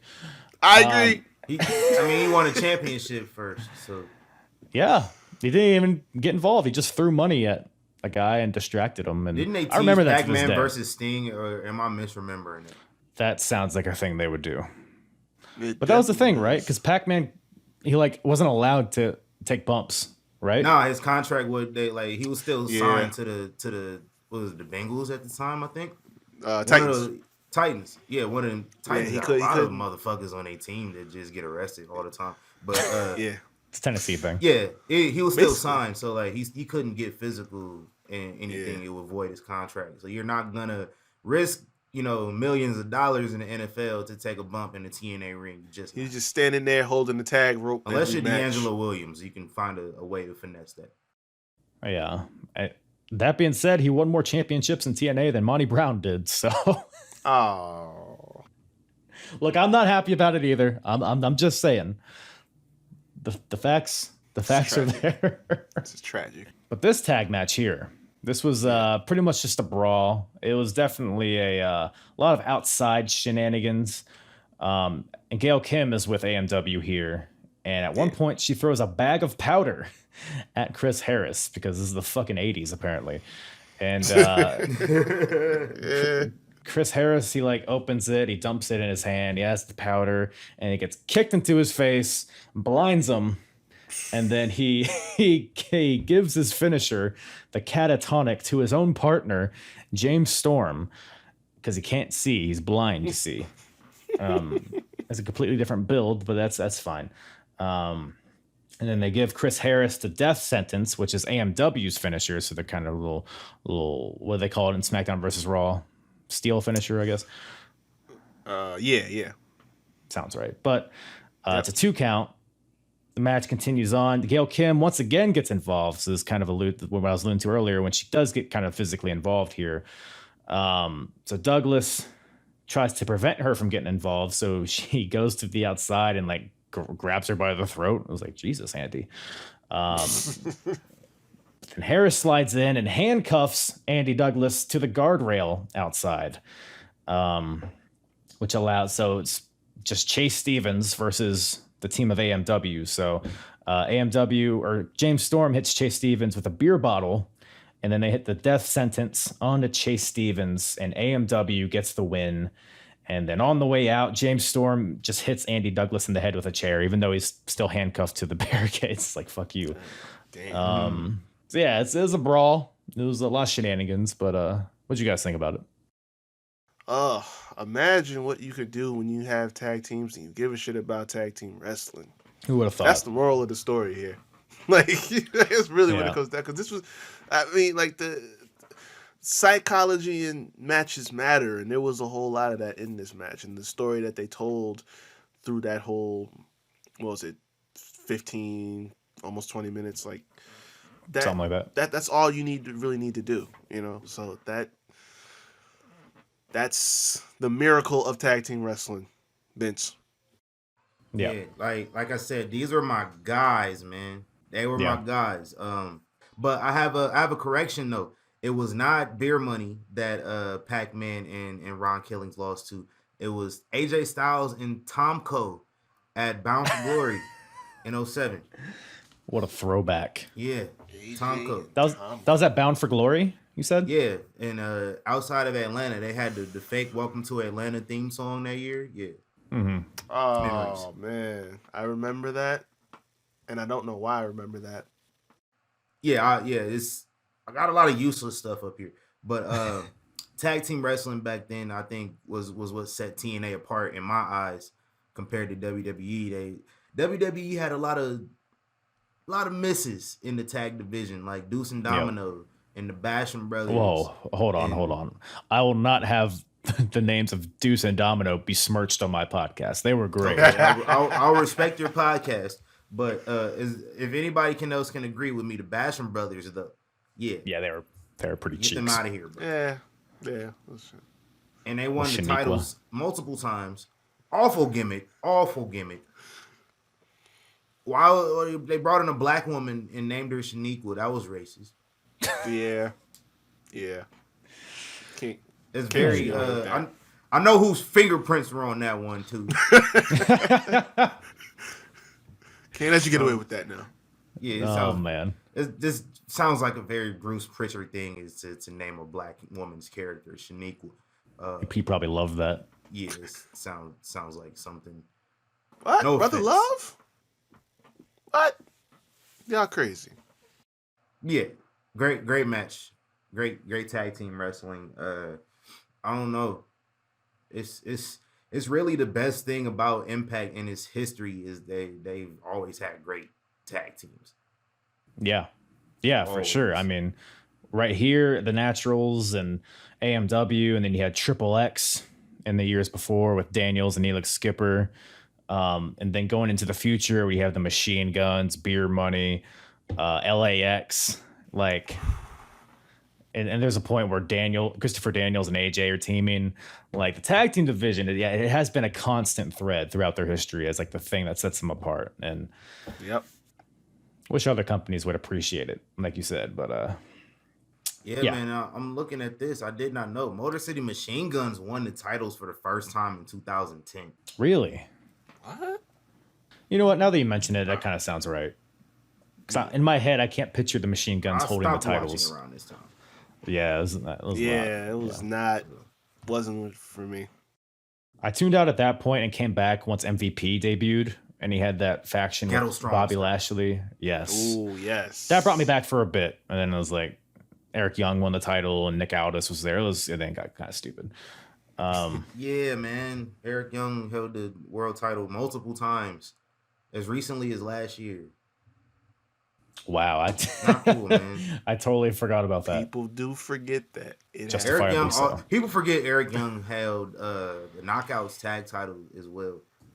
Oh, I don't forget that. That's the only thing I think about when I think of the Knockouts tag titles with ODB. What? Yeah. Yep. Weren't they like the only champions? Who signed off on that? Russo, yeah. They won't see it coming, bro. Swerve, he has a penis, but he wins the women's title. Bro, it's what? Harvey Whippleman, bro. You know what? Real quick, I agree with the theory that you had last week, bro. Because TC has this theory that Impact and some of these companies out here have ways of washing money to keep their shops in business. And with decisions like that, I'm starting to agree. There's got to be some kind of front that is keeping these shops afloat. There's just got to be. The Carters own what was like Panda Bear Industries. That's what they call it. Whatever it was called. Panda Energy. Yeah, whatever they had going on through there, they used this.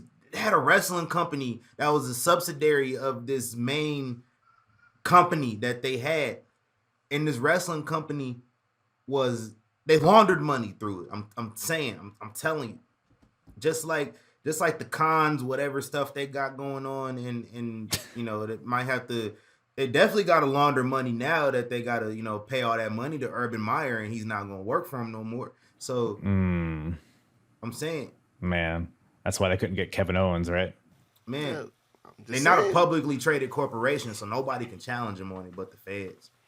And the fans, they don't care about it. It's like, That's true. A wrestling company? No, we don't give a fuck.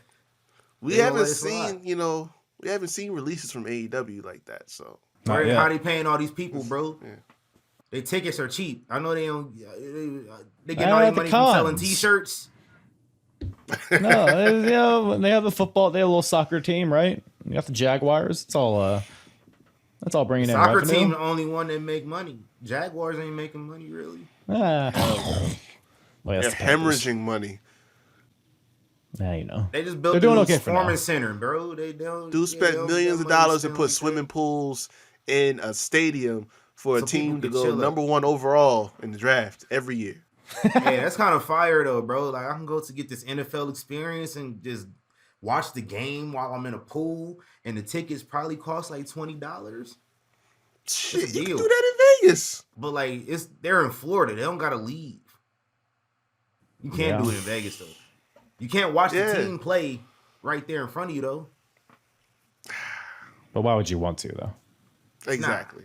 Who wants to watch the Raiders? Ain't nothing. Hey, people. Hey, they be out here, bro. Yeah, I suppose.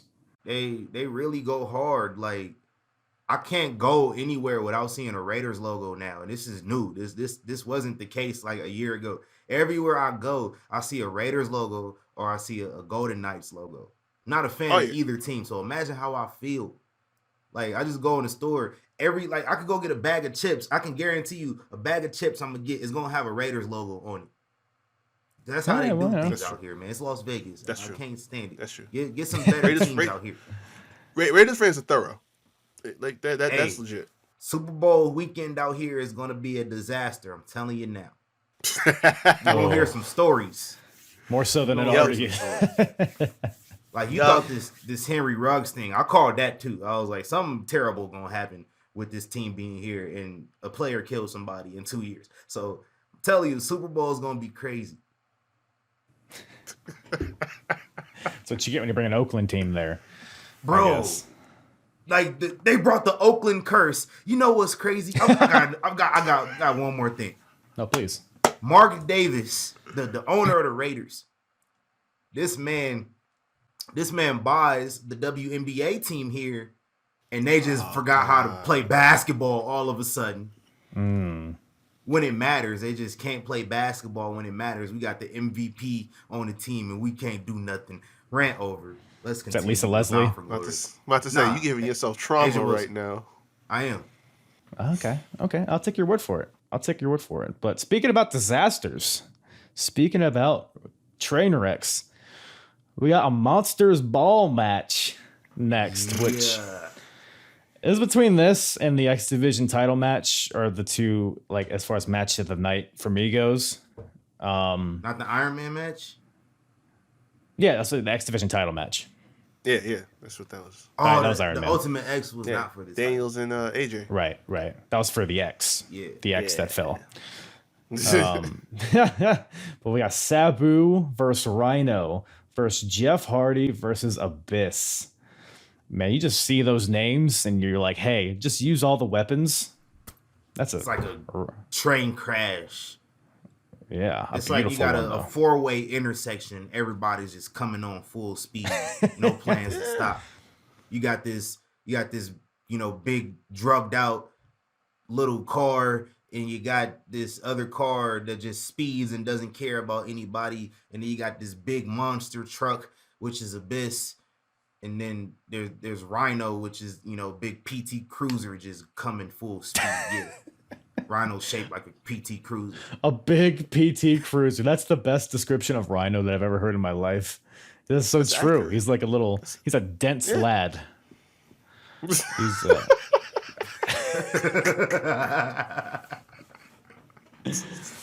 I like that. But as if the setup isn't crazy enough. So Monsters Ball, I don't know if you guys are aware, but for I guess at midnight the day before, they are each person is locked in a box with no light, no food, and no water, and then they're just unleashed for this match. I feel like it's a bit of an unnecessary layer to it, but Maybe some people liked it. I liked it. This is stuff I liked about TNA because it was actually different from WWE. Like I enjoyed watching. It was a true alternative on television. I could watch it on TV and it just did different stuff. That's why I will always go up for this era of TNA wrestling before Eric Bischoff and Hulk Hogan got there and ruined it. It was great television. It took away two of And the this sides. was one of those things. Ultimate X, it was another, and the fact they doing like an all women's Ultimate X like next month or so, dope. But That's awesome. Ultimate X, Monsters Ball, like even King of the Mountain, and that just overly convoluted mess. These matches were incredible, original, different from the type of stuff WWE was doing. Their specialty matches, like I wanted to see WWE take some of this stuff. That's how it was so good. Like it was great. Whoever came up with Monsters Ball, like that's a great concept. Everybody just had to be committed to it and just fuck each other up to really get it over. Yeah. Unless they was really, I wouldn't put it past TNA to actually put people in a box for almost 24 hours. You got to commit to I it. wouldn't either. It's not shocking. Very passionate about TNA. Hey, Elevation X. What was the other one? We had to like climb out of the top. Oh man, Elevation X was dope. Oh man, it'll come to me. But yeah, this match here, it is just nonstop from the opening bell. I mean, you have Rhino coming out there with a trash can full of weapons. Yep. And we're just off to the races there. You have like Rhino has some of the stiffest looking kendo stick shots I've ever seen. He's just ECW. breaking it over people's heads. There's a hilarious spot where because Hardy and Sabu are working together a little bit. Abyss is in the corner and Hardy gets down for the poetry in motion. Sabu runs like he's gonna team up and leap off his back, but he just kicks Hardy in the gut. It's like, fuck Jeff. And you have Sabu. Sabu's looking great in this match too, with all the triple jump moonsaults and the springboard leg drops with the chair, getting thrown through tables, all that stuff. He was looking really smooth. This match Classics. got Sabu a job. Yeah, Yeah. Hell yeah. yeah, for sure. Any spots stick out to you guys in this match? Oh, listen, I absolutely look. Jeff following in his brother's footsteps, turning his spine into an accordion, jumping off from the highest point with that swanton and landing flat on his tailbone at the end of it. Yeah. Because that had to be, I don't know, at least 20 feet, right? Because he's from the top of the stage setup on top of the stage and then onto the floor. So you got like the whole setup of the stage, and then you have the stage itself, and then you have the floor. Yep. Swantons from the top of that through Abyss, through two tables, and it just he hit it. But man, like you said, landed right on his tailbone. And I know there are no pads or nothing on that floor either. Right? Nah, don't have that kind of budget. What are you talking about? Ain't no way. What about you, TC? Anything else stick out to you? No, I gotta go run this one back. This is around the point I fell asleep. So You didn't watch it? Yeah, I will try to contribute to the rest of the show as possible as I can. But nah, yeah, I gotta go catch this one because I didn't even remember Jeff Hardy being in TNA still at this time. Like I thought he got fired from here at this point. I guess he got suspended at one point, but then he came back. Okay. I remember some sort of disciplinary measures that did not do anything to help his cause. Yeah. Still to this day. But I didn't remember he was there, so that was a welcome surprise watching this pay-per-view. I thought he should have beat Jeff Jarrett at like whatever pay-per-view that was the year before. Because I was going Victory Road. That was the first one. Yeah. Yeah. Oh, yeah, that's right. Nah, I was going for Jeff. But so. I forgot one too. Abyss throwing Sabu flapjack style onto that table too. He like laid on his face. Yeah. Yeah. It didn't break immediately because he landed and then it went poof. I love the Abyss too, man. I just it was like fake, I just fake Kane, always saw him as a I went with Mankind. He was jacked up Mankind, basically, with a little twist of Kane. Kane and Mankind, yeah. Kane kind. I see it. Yeah, Abyss was a monster during this period. I mean, he actually gets back in the ring before Jeff Hardy does after that swanton, which is a little silly. But he gets in the ring. He grabs a bag of tacks. And as he's like waving this bag of tacks in the air, he's like teasing it. He turns around, gets gored through a table that's set up in the corner. And then Rhino ends up pile driving Jeff Hardy off the second rope, which is just, he bumped his ass off for that. That was gnarly looking. Oh my God. And that gives Rhino the win. So Rhino wins Monsters Ball. And incredible match. It was just nonstop from start to finish. Most definitely. Yeah, it's exactly what it needed to be. But they got to bring this one back. They do. I think they did kind of recently, didn't they? Was it a female version? I don't remember. I'm like so loosely into Impact now. I like hear little things here and there, but I think they had Impact it since Thanksgiving. I'm very far behind. Yeah, that's fair. That's fair. But I'll catch up before the next pay-per-view. Yeah. But it's after this where Larry Zbyszko, they cut to him backstage, and he announces a 10-man gauntlet later in the show to crown the number one contender for the NWA Championship. So this is going to fill the slot that Nash left with his injury. And it's at this point, Jeff Jarrett interrupts this interview, and he's upset. He's like, God damn it, Memphis, I don't have time to prepare. But earlier in the show, he was like, yeah, throw anyone at me. I'll beat them all. But now, I guess he's got me all heated. So maybe he's working me, pal. Man, reneged in an hour. Yeah. How do you do that? Classic Double J. But after that, we have the Iron Man match, 30-minute Iron Man match for the X Division title. The champion, AJ Styles versus Christopher Daniels. This I think that's was my quite match the banger. Yeah, I think this is my match of the night. Like it's so close, but I think this one got it. What'd you like about this match? Oh my God, like all the transitions between the two of them. Like this period of time is where I discovered AJ Styles, Chris Saban, Christopher Daniels, all of them. Like those guys have such great chemistry that it's like you could probably put blindfolds on these two guys and they'll still put on the banger. Like they work so well together that all of this shit just looks easy. It really does. Yeah. So like this was just one of those, man. And the X Division was known for this type of stuff, and these guys were always at the top of that mountain.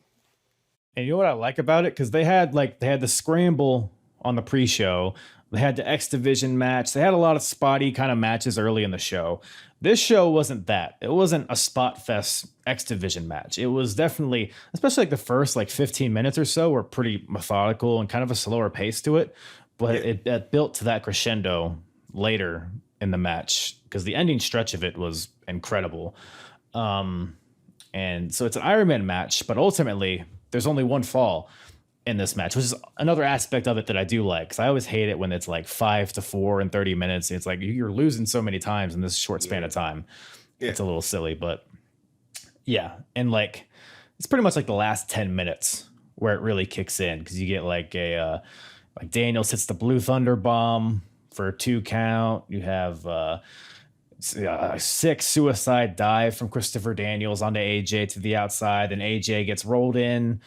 Pele's Christopher Daniels, knocks him to the outside so that AJ can now hit a flipping tope. The pace really starts picking up at that point, and you have Daniels hits his back suplex from the apron to the floor, which looked brutal. It's like little things like that, which if that happened in the Monsters Ball, you might not think anything of it. But the way that they kind of paced this match, it made that moment feel like a big deal, which is why these two guys are just so damn good.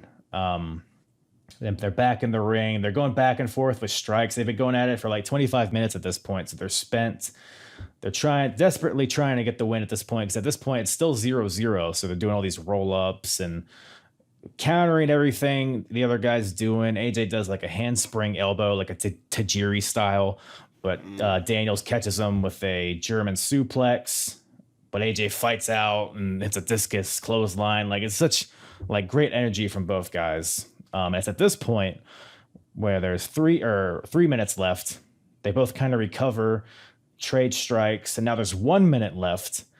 And like the last minute, just the crazy transitions and counters. I think so. Daniels goes for an angel's wings, but AJ backdrops him into a pin with the underhook still in. But then Daniels does this crazy bridge with the underhooks, puts him back into an angel's wings position. AJ counters into like a jackknife pin. Daniels reverses that into a pin of his own. AJ kicks out and then deadlifts Christopher Daniels into a Styles clash. Gets the win with like 2 or 3 seconds left on the clock. Just beautiful timing. Awesome finish and really good match overall, I thought. Yeah, no, it's crazy because it's like after we're done. You didn't watch it, so you didn't watch anything after.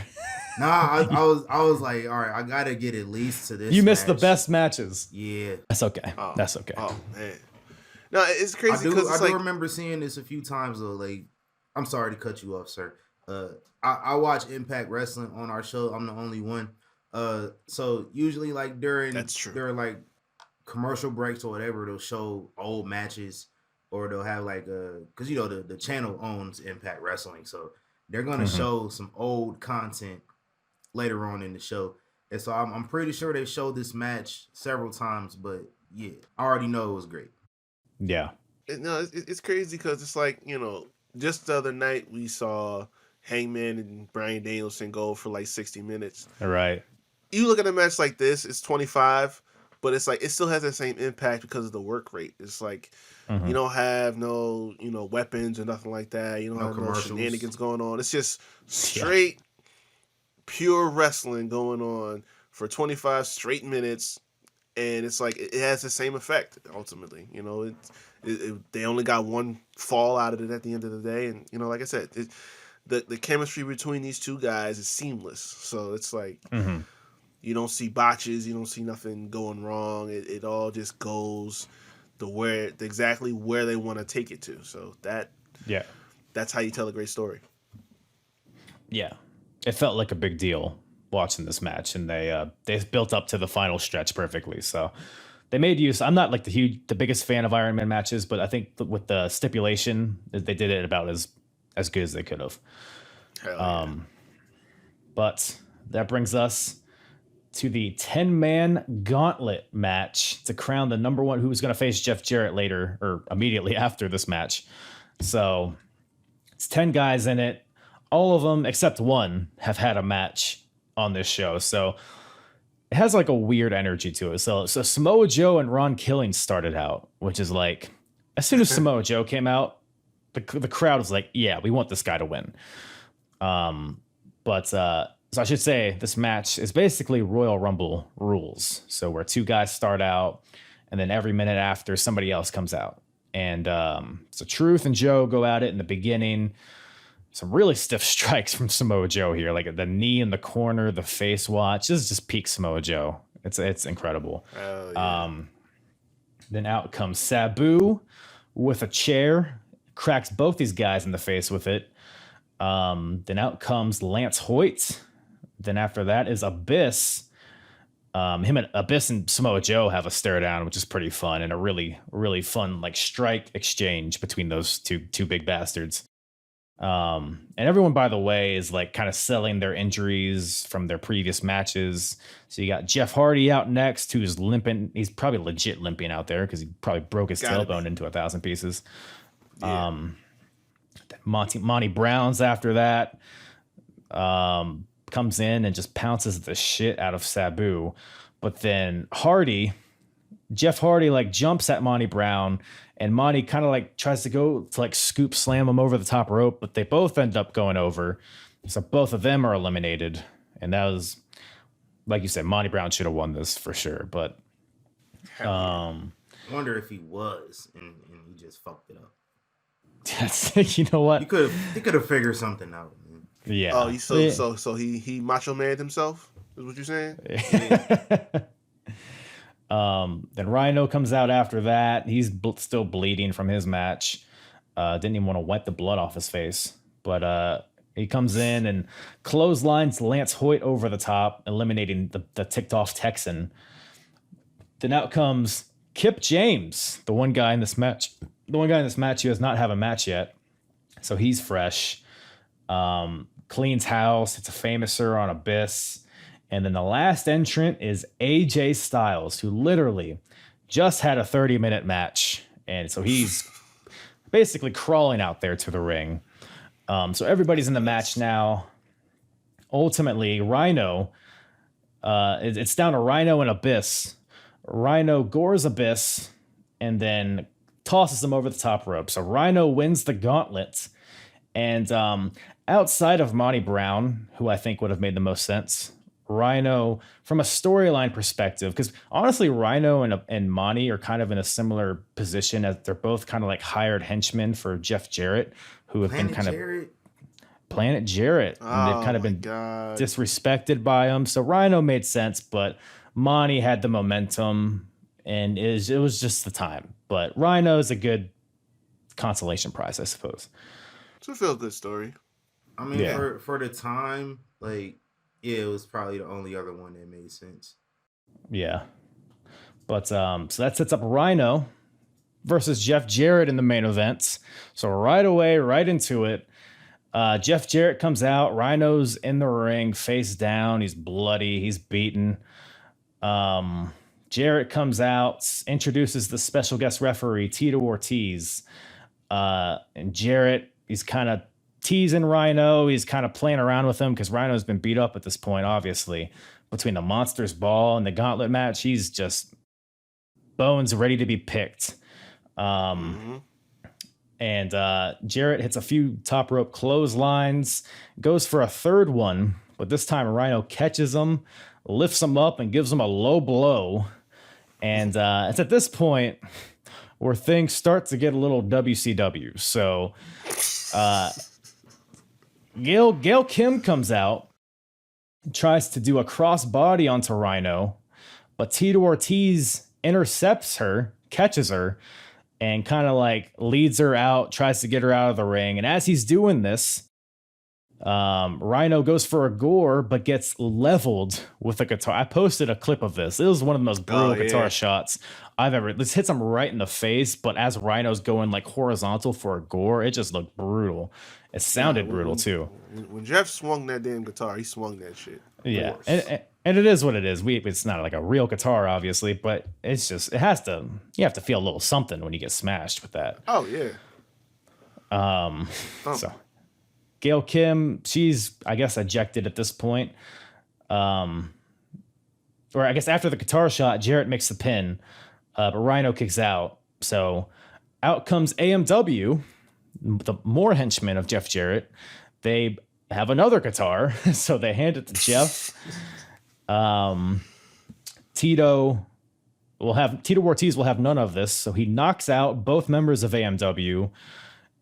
And Jarrett has the guitar. He's distracted by his buddies getting knocked out. He turns around and gore out of nowhere from Rhino for the win. So new NWA World Heavyweight Champion, the Man Beast, Heath Slater's brother or whatever it is, Rhino. So crazy. It's kind of random, honestly, but I guess with Nash getting not being able to compete, you had to have something. So Rhino wins the title, but we are by no means done. After the match, AMW, Gail Kim, Jeff Jarrett, they all gang up on Rhino after the bell, which brings out 3 Live Crew to make the save. So they're trying to help out Rhino, but then out comes those damn Canadians to join Jarrett and Planet Jarrett and all that. So they're all beating down 3LK and Rhino.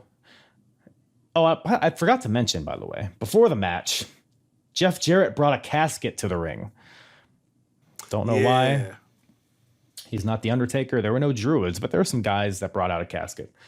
So it's at this point where Bobby Roode and Jarrett, they bring the casket into the ring, and Jarrett hits Rhino again with the guitar, knocks him into the casket. They close the lid. And at this point, I'm like, is this how the show's gonna end? Because Jarrett's like has a title. Shit on shuffle. Yeah. They had to. It's great that you didn't watch it because I'm sure it just sounds insane the way I'm describing it. But this is actually happening. I'm reading the description, and then that's all I seen. It said, it says right here, a brawl between all the wrestlers took place with Eric Young of Team Canada ending up in the casket and Rhino standing on top of it holding the NWA Championship belt. Yes. It says nothing else in there in this Wikipedia. Like, I need some context. The casket. Where did the casket come from? Thank you, Kyle, for clarifying that for me. It came from backstage, apparently. I guess they just have caskets, if you need them. So Rhino's in the casket at this point. Everyone's celebrating. Jarrett's on top of the casket. Then out comes Team 3D. I thought they weren't going to come, but they did. Apparently, they're not dead. They come out. They clean house. 3LK's back up. Rhino's back up out of the casket. They thwart Team Canada and AMW and all those guys. So Eric Young's the only guy left in the ring. He's surrounded by everybody. Gets hit with a 3D, which I believe is like one of the first ones that they did in TNA. They throw Eric Young in the casket, close the lid, and I think BG James grabs the title, hands it to Rhino. Rhino gets on top of the casket and celebrates, along with Team 3D and 3LK. It is to say it's chaotic would be an understatement, but it's just dumb fun, honestly. Like, this match, it was silly. It was very Vince Russo-esque, even I don't think he's there at this point. But it's very WCW. But that being said, we had our wrestling earlier in the show. We had our 5-star classics. Let's just have a little fun here. And I thought, I was entertained by this main event here. The word crazy, this word gets overused entirely too much, but I think it was highly appropriate here. The word is clusterfuck because there was good fun in it, and it's a feel good moment for Rhino because you think of him throughout his career at that point, he's one of those guys that wasn't gonna get over the hump, and he did. But then, like you said, all this extra stuff with the casket, and it's like you have all these different tag teams jumping in the mix, and then the Dudleys come out. Like, look, man, you got too many cooks in the kitchen at this point. You just got to sign off at this point. Like, you did all this extra stuff just to get to, the end credits. Like, we didn't need all that. That's a lot of fat at the end of that steak. I love a ribeye every now and then, though. The match did its job. Yeah, the match did its job. I think that's the important thing here. Yeah, for sure. But yeah, that brings Bound for Glory to a close. Any last thoughts on this show? I'm gonna finish it. First order of business. You should. You missed the best parts of the show. Yeah. But you got to see Shark Boy, so that's all that matters. Got to see Shark Boy. And Monty Brown, the GOAT. Yes, Monty Brown. I think he could have moved some stuff around for the main event, but hey. Not like I said, it was still a good card either which way you slice it, just minus all the, extra booking decisions, but I mean it's a good card anyway you slice it. It's they pulled out all the stops. So if you're, if you want to make somebody a TNA fan, it's a whole lot worse they can do. Entirely worse. Peak TNA. For sure. Absolutely. But Spike TNA, it's a whole different level, and they're off to the races in the next year with Christian, Kurt Angle, and all those guys. But that's all I got. Once again, thank you guys for joining me for watching the show, coming on, talking about some old school TNA. Where can everybody listen to you guys and find you guys? I'll do the honors. You can check us out anywhere you listen to podcasts. We on Apple, iTunes, Spotify, Google Podcasts, iHeartRadio, YKWrestling.com. I have all the links there. We got merch too. Reek's wearing some of the merch that we offer. Show that off. Yeah, that Black Lives Matter, NWO style. too sweet. Go get that. Whatamaneuver.net. Probably the best wrestling t-shirt company out here, yo. Get you your shirts quick, fast, in a hurry. Reek has worn this shirt several times. Reek has worn this shirt several different times. And when you wear your shirts, when I first got on here, Kyle asked me, do I wash my legs? Of course I do. I also wash my clothes whenever I'm done wearing them. And so Reek, I'm sure, does the same thing. And when Reek washes his clothes, he washes that Black Lives Matter shirt and he takes it out the washing machine. And I don't know if he throws it in the dryer or not. I don't really throw my shirts in the dryer. But even if you throw it in the dryer and you take it out the dryer, that type of shirt is still in a mint condition form compared to some of these other wrestling t-shirt companies. You wash it one time and it's overweight and you're out of $30. You didn't even get $30 worth of wears out of the shirt. Get these types of shirts from whatamaneuver.net. They put the quality into the stuff that they do, the products they produce, the services they provide. They do not cut corners like some of these other pro wrestling t-shirt companies out here. You mean like pro wrestling tees? You mean like a Kenny Omega pro wrestling tee? I'm gonna tell you what, this shirt's kind of new. This is like the second time I've worn it, so I haven't like washed and dried it yet. So I've only worn it like for a few minutes. Oh, you're gonna learn out the hard way. Dude, I have, it's actually a WWE shirt, but I have a CM Punk shirt that's like pretty old at this point. It's like the best in the world. That's the black version. I've probably watched it 100 times at this point, and it's literally like a piece of cardboard on. Yeah, that's so like my white best in the shirt. Best in the world shirt is like, it's kind of bad, but my Becky Lynch shirt is still decent. Like I get kind of scared every time to wear that shirt because I'm like, this is gonna be the last time I wear it because it's gonna get fucked up, and it doesn't. So I'm hanging it up though. That's good. Well, if there's a summary of this episode, is don't get your shirts from Pro Wrestling Tees. Go to What a Maneuver and wash your legs. And follow us at YK Wrestling. Yeah, everywhere wash your legs besides first. Instagram. Not Instagram? Yeah. No, we're on Instagram, but long story short, we got Instagram is some hoes. There's some hoes, and they suspended us. So we had to make a new page. It's YK Wrestling _. Long story short, if you want to know the full story, maybe we will care to tell it again. It's very traumatic, so I don't really like talking about it. But yeah, YK Wrestling _ got some good stuff. You see my shirt right here. This is a Versus Pro Wrestling shirt. We are partnered with Versus Pro Studios here in Las Vegas. So you could catch us there shooting, photography, getting some shots, getting some video. A lot of that stuff is on our Instagram page that we posted. And go check out some of our content. I think you guys might like it. It's not a lot because, they suspended us less than a year ago. So we're still trying to get it back. In February. Yeah, in February. Black History Month. Yeah, think about that. Oh no. So yeah, there's some implications behind that. But that sounds like a whole other episode in itself. It is. Talk all day about it. Oh, I'm raising hell on the anniversary date. Just let you guys know. Are you? Then tell us. Give us a scoop. Are you gonna? Do you have a plan? You gonna storm Peasant of the Week. Capital? It's already penciled in. Oh no! Oh, that's Peasant of the Year. Yes. Yeah. I just saw the light bulb flick in both your heads at the same time. Oh man! Yeah. I'm sitting there thinking about who's gonna be President of the Year. I'm like, you know what? Yeah. Talking about some damn Adam Pearce. Yeah, no, I'm gonna have to wait a year for that. Oh man. Yeah, he's guaranteed to get it again next year. It's all right. I want to say he definitely gonna be nominated, but you don't like Adam Pearce? No. Check my archives, man. He is not proficient at his job. Yeah, he's not good at more like crap daddy.